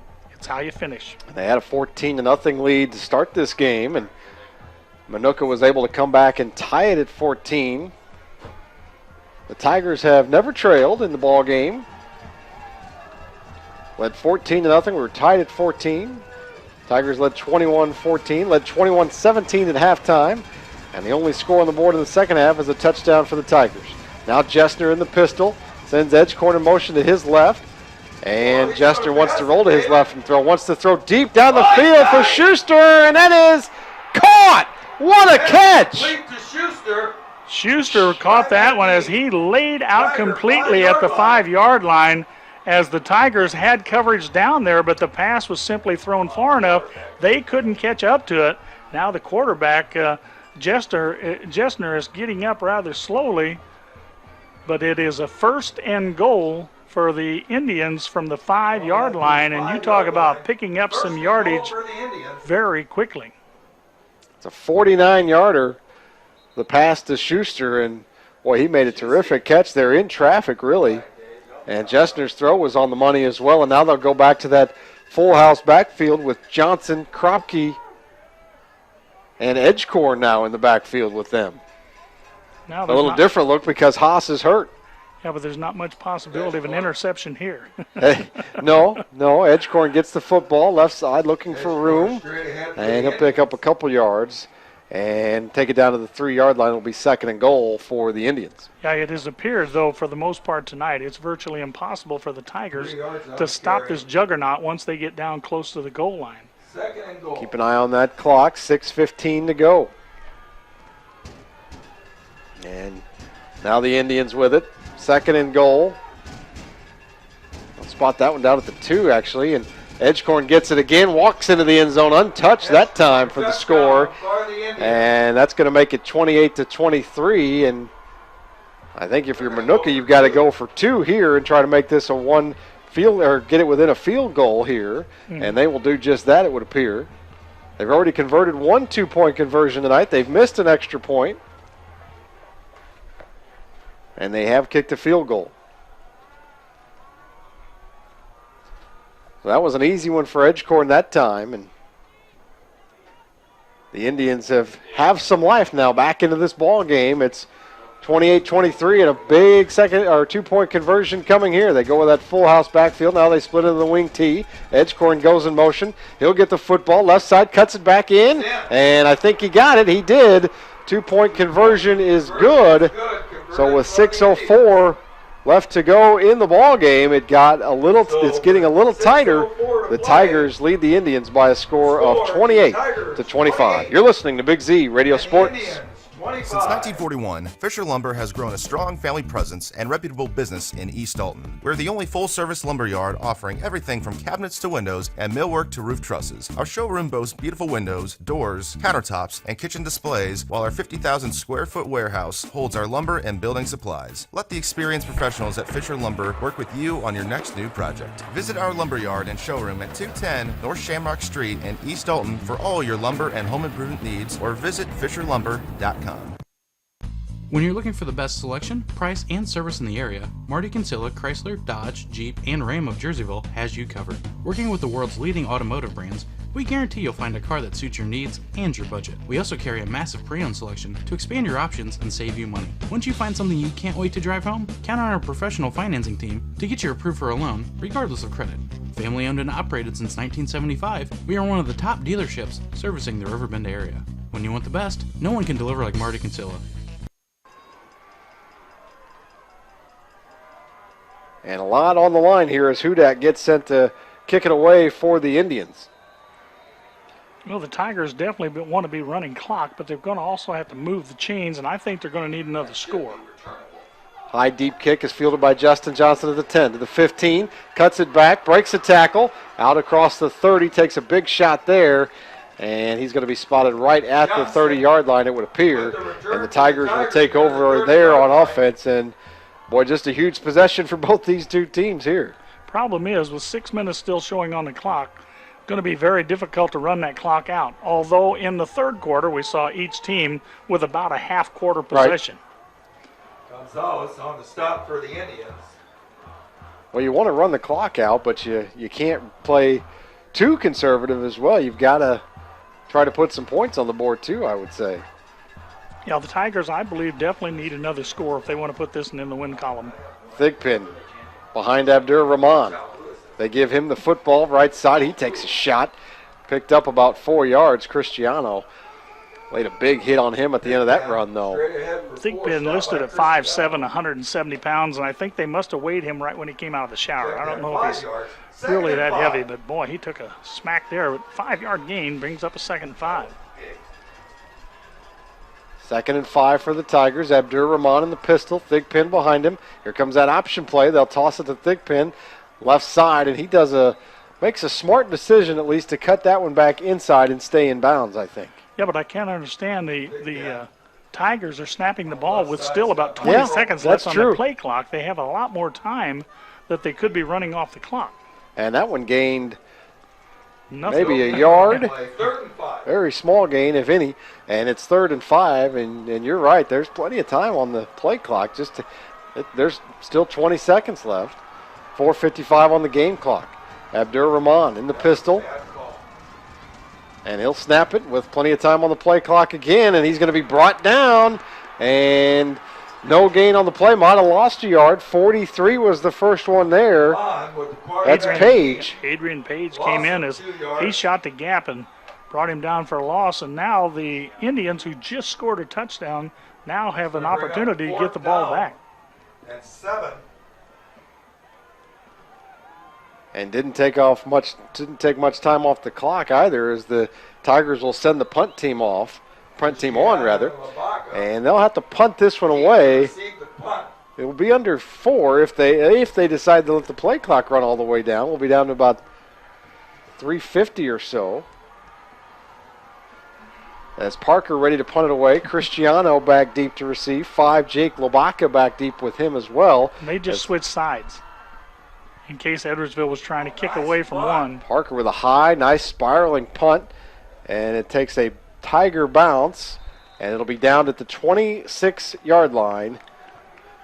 And Minooka will take over there with 3:46 left to go in this ball game. Yeah, and I don't think they fear at all the fact that they only got so much time on the clock. They know they've got plenty of time. They know they've been able to move the ball.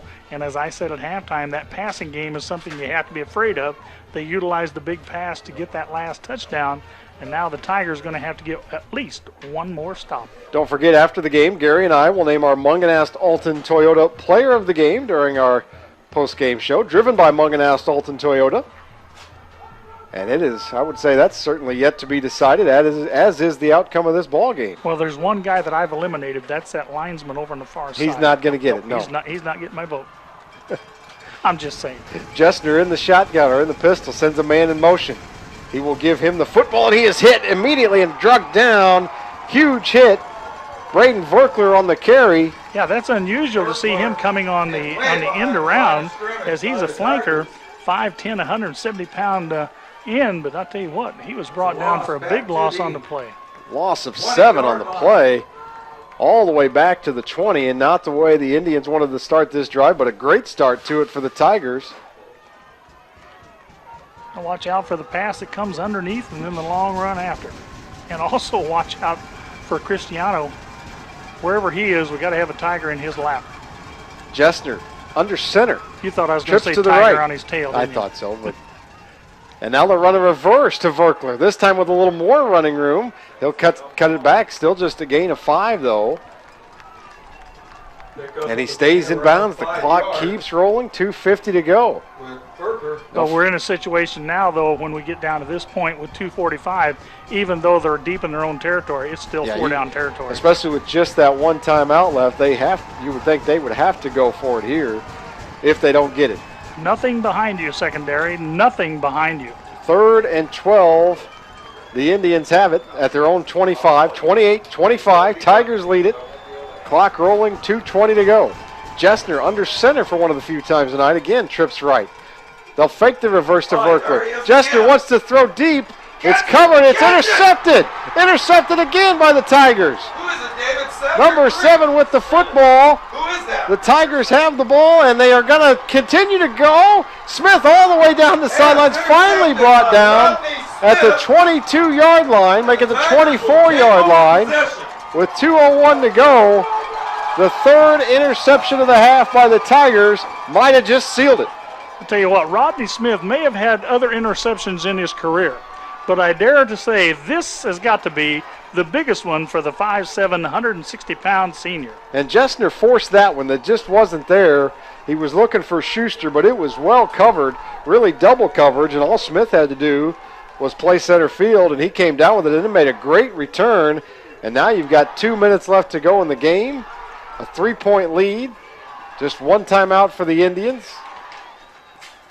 And Abdur-Rahman gives it to Johnson, left side, looking for running room. Still dragging tacklers down to inside the 20, down to the 18-yard line. And Johnson started to make a cut to the outside and realized he did not want to go out of bounds, so he gave up additional yardage to keep the ball inbounds and the clock running. We're down to 100 seconds. 6 yards, 2nd and 4. And Manuka, a whistle blows, but the clock keeps rolling. So now the Tigers will take their time, certainly, and a little surprised that Manuka not using that final timeout there, maybe. Minute 15 to go, play clock down to 3. Abdur-Rahman takes the snap and gives it to Johnson, left side, bouncing off tacklers inside the 10. Nice run by Johnson, and a helmet comes flying off. Play is whistled dead. If that's a first down, this one's over. Should be down about the 10-yard line, shouldn't he? He is. He's going to have a first down, and the Tigers now should be able to just take a knee. And I'm not sure I would even want the touchdown now. No. I mean, I'll take the points, but the point I'm making is just right don't now, even risk you want the to run the clock turnover. out. Don't let them have the ball to get a quick score and a possibility of an onside kick and all that. You can eliminate all that right now by just simply hanging on to the ball. And I think this one means that the Tigers' season is going to go on at least one more week. Tigers in victory formation. Abdur-Rahman under center. He takes a knee. And I think you're right. Manuka, will they burn the last timeout? They will. Now. Final timeout. So with 39.9 seconds, they'll take that final timeout, but it shouldn't matter. Nope. The time to take the timeout would have been after the first play of the drive. Yeah, they waited too late, as you said, but of course. There's no point saving it with a minute 19 left because your only hope is to get a turnover. And, of course, as we said, the Tigers, if they can hold on to this win, next week they will be taking on, who did you say the opponent would be? Chicago Marist or Loyola Academy, and it'll be right here at the sports complex in Edwardsville. And either way, it's going to be a home game again for the Tigers and should put them in the semifinals. According to my record keeping, I have them as being second in state twice, in 01 and 02 under Tim Daugherty. So this would give them an opportunity to be one win away from getting back to the championship game for the third time in school history. But first things first, let's find the victory formation one more time. Abdur-Rahman under center. The Indians have no timeouts left, so the clock will roll out on the season. You would think after that one knee that could do it. Well, they may make him mark the ball ready. Well, looks like he's going to hold. Oh, if it gets under 25, it's over, and they won't have to run it. Yeah, one time. One more more time. Just to be on the safe side. Second down. It'll be the Tigers' 9th consecutive victory after starting off 0-3 this season. Abdur-Rahman will take another knee, and the Tigers will take this one. 28-25, the final. The Edwardsville Tigers defeat the Manuka Indians and move on to the semifinals of the Class 8A IHSA football playoffs as the Tigers win it again over Manuka by a score of 28-25. Gary and I will be back to wrap it up after this. You're listening to Big Z Radio Sports. We thank you for your attendance and your support of Tiger football. Nice job, guys. I'll see you. Did you know I can get 2 places at one time? Gerard Fisher & Associates, American Family Insurance, is located in Godfrey and Eversville, and our team is here to serve. Our unique backgrounds, training, and experience have prepared us well to help meet your insurance needs. Additionally, as residents of your community, we understand how important it is to be there for you, our trusted friends and neighbors. Together, we're building strong partnerships that help everyone succeed.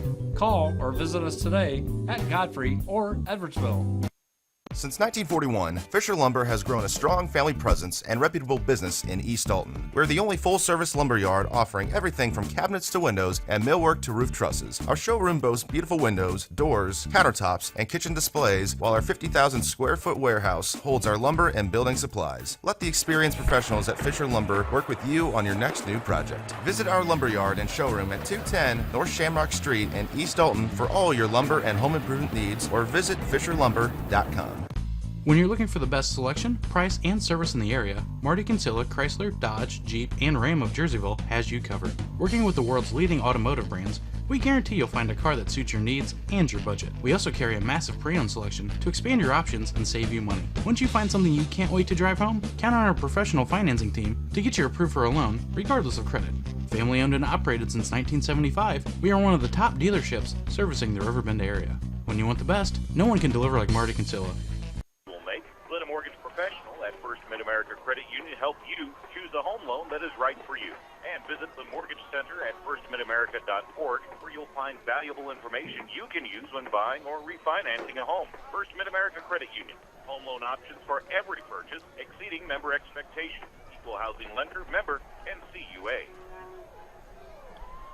With Gary Boker, Nick Darr back with you from the Edwardsville Sports Complex, right across the street from Edwardsville High School. We're inside the Barrett Heating and Cooling broadcast booth in our post-game show driven by Munganast Alton Toyota, and what a contest as the Tigers defeat the Minooka Indians by a score of 28-25. And Gary, this incredible run for the Tigers just continues. That's now 9 consecutive victories for the Edwardsville Tigers. And I think a couple of things we talked going into today's game about how Minooka only giving up 12.8 points per game. The Tigers coming up with 28. That was one good omen in itself. Secondly, the Tigers had trouble defensively the last 2 games, giving up 38 and 35 points. Well, they gave up 25 points tonight, but they came up with not 1, not 2, but 3 key interceptions, which helped work the Indian drives and propel the Tigers to victory. Well, the only thing that matters in the playoffs is winning, surviving and advancing. And boy, you talk about surviving and advancing in the playoffs. Edwardsville in week 1 of the playoffs defeated Huntley by 4 points, a 42-38 score. Last week in overtime, defeated Palatine by a score of 38-35, double overtime. And both of them on the road. And right. You don't go north and pick up 2 wins easily for anybody down south here. And then tonight, a 28-25 victory over the Minooka Indians. And they'll move on and be at home again next week. And really, the story of this second half, I think the story of the first half for the Tigers was special teams play. Yeah. They got a punt return for a touchdown, another touchdown set up by a pooch kick. But the story of the second half was really turnovers, 3 interceptions for the Tiger defense in the second half. Well, the defense bent, and boy, they bent real big on that long pass that led to the touchdown. But other than that one mistake in the entire second half, that was all that Minooka was able to put on the boards, and that was not enough, as the Tigers had opened up a 14-0 lead, and then they found that lead evaporate at the end of the first quarter. It was tied 14-14. A touchdown and a field goal in the second quarter made it 21-17 for the Tigers. The Edwardsville Tigers had the only touchdown in the third quarter. That was Kendall Abdul-Ramar with a 14-yard touchdown run. The point after gave the Tigers what we thought was going to be a comfortable 28-17 lead, but hold on, no lead is comfortable in the playoffs. At the 6:04 mark, Connor Excorn with a 2-yard touchdown run drew the Indians back to within 3. Tigers could not run the clock out, but when they put the defense back on the field, who was the man of the hour? That would have been Rodney Smith, who came up with a huge interception, and as a result, the defense stood tall when they needed to. But you talk about a guy standing tall all night long. That's the guy who played right behind the center. Absolutely, and I think that's our Munganast Alton Toyota player of the game is Kendall Abdur-Rahman. He really did a good job, mostly with his legs. He did throw a touchdown pass as well, but really a solid performance by the quarterback.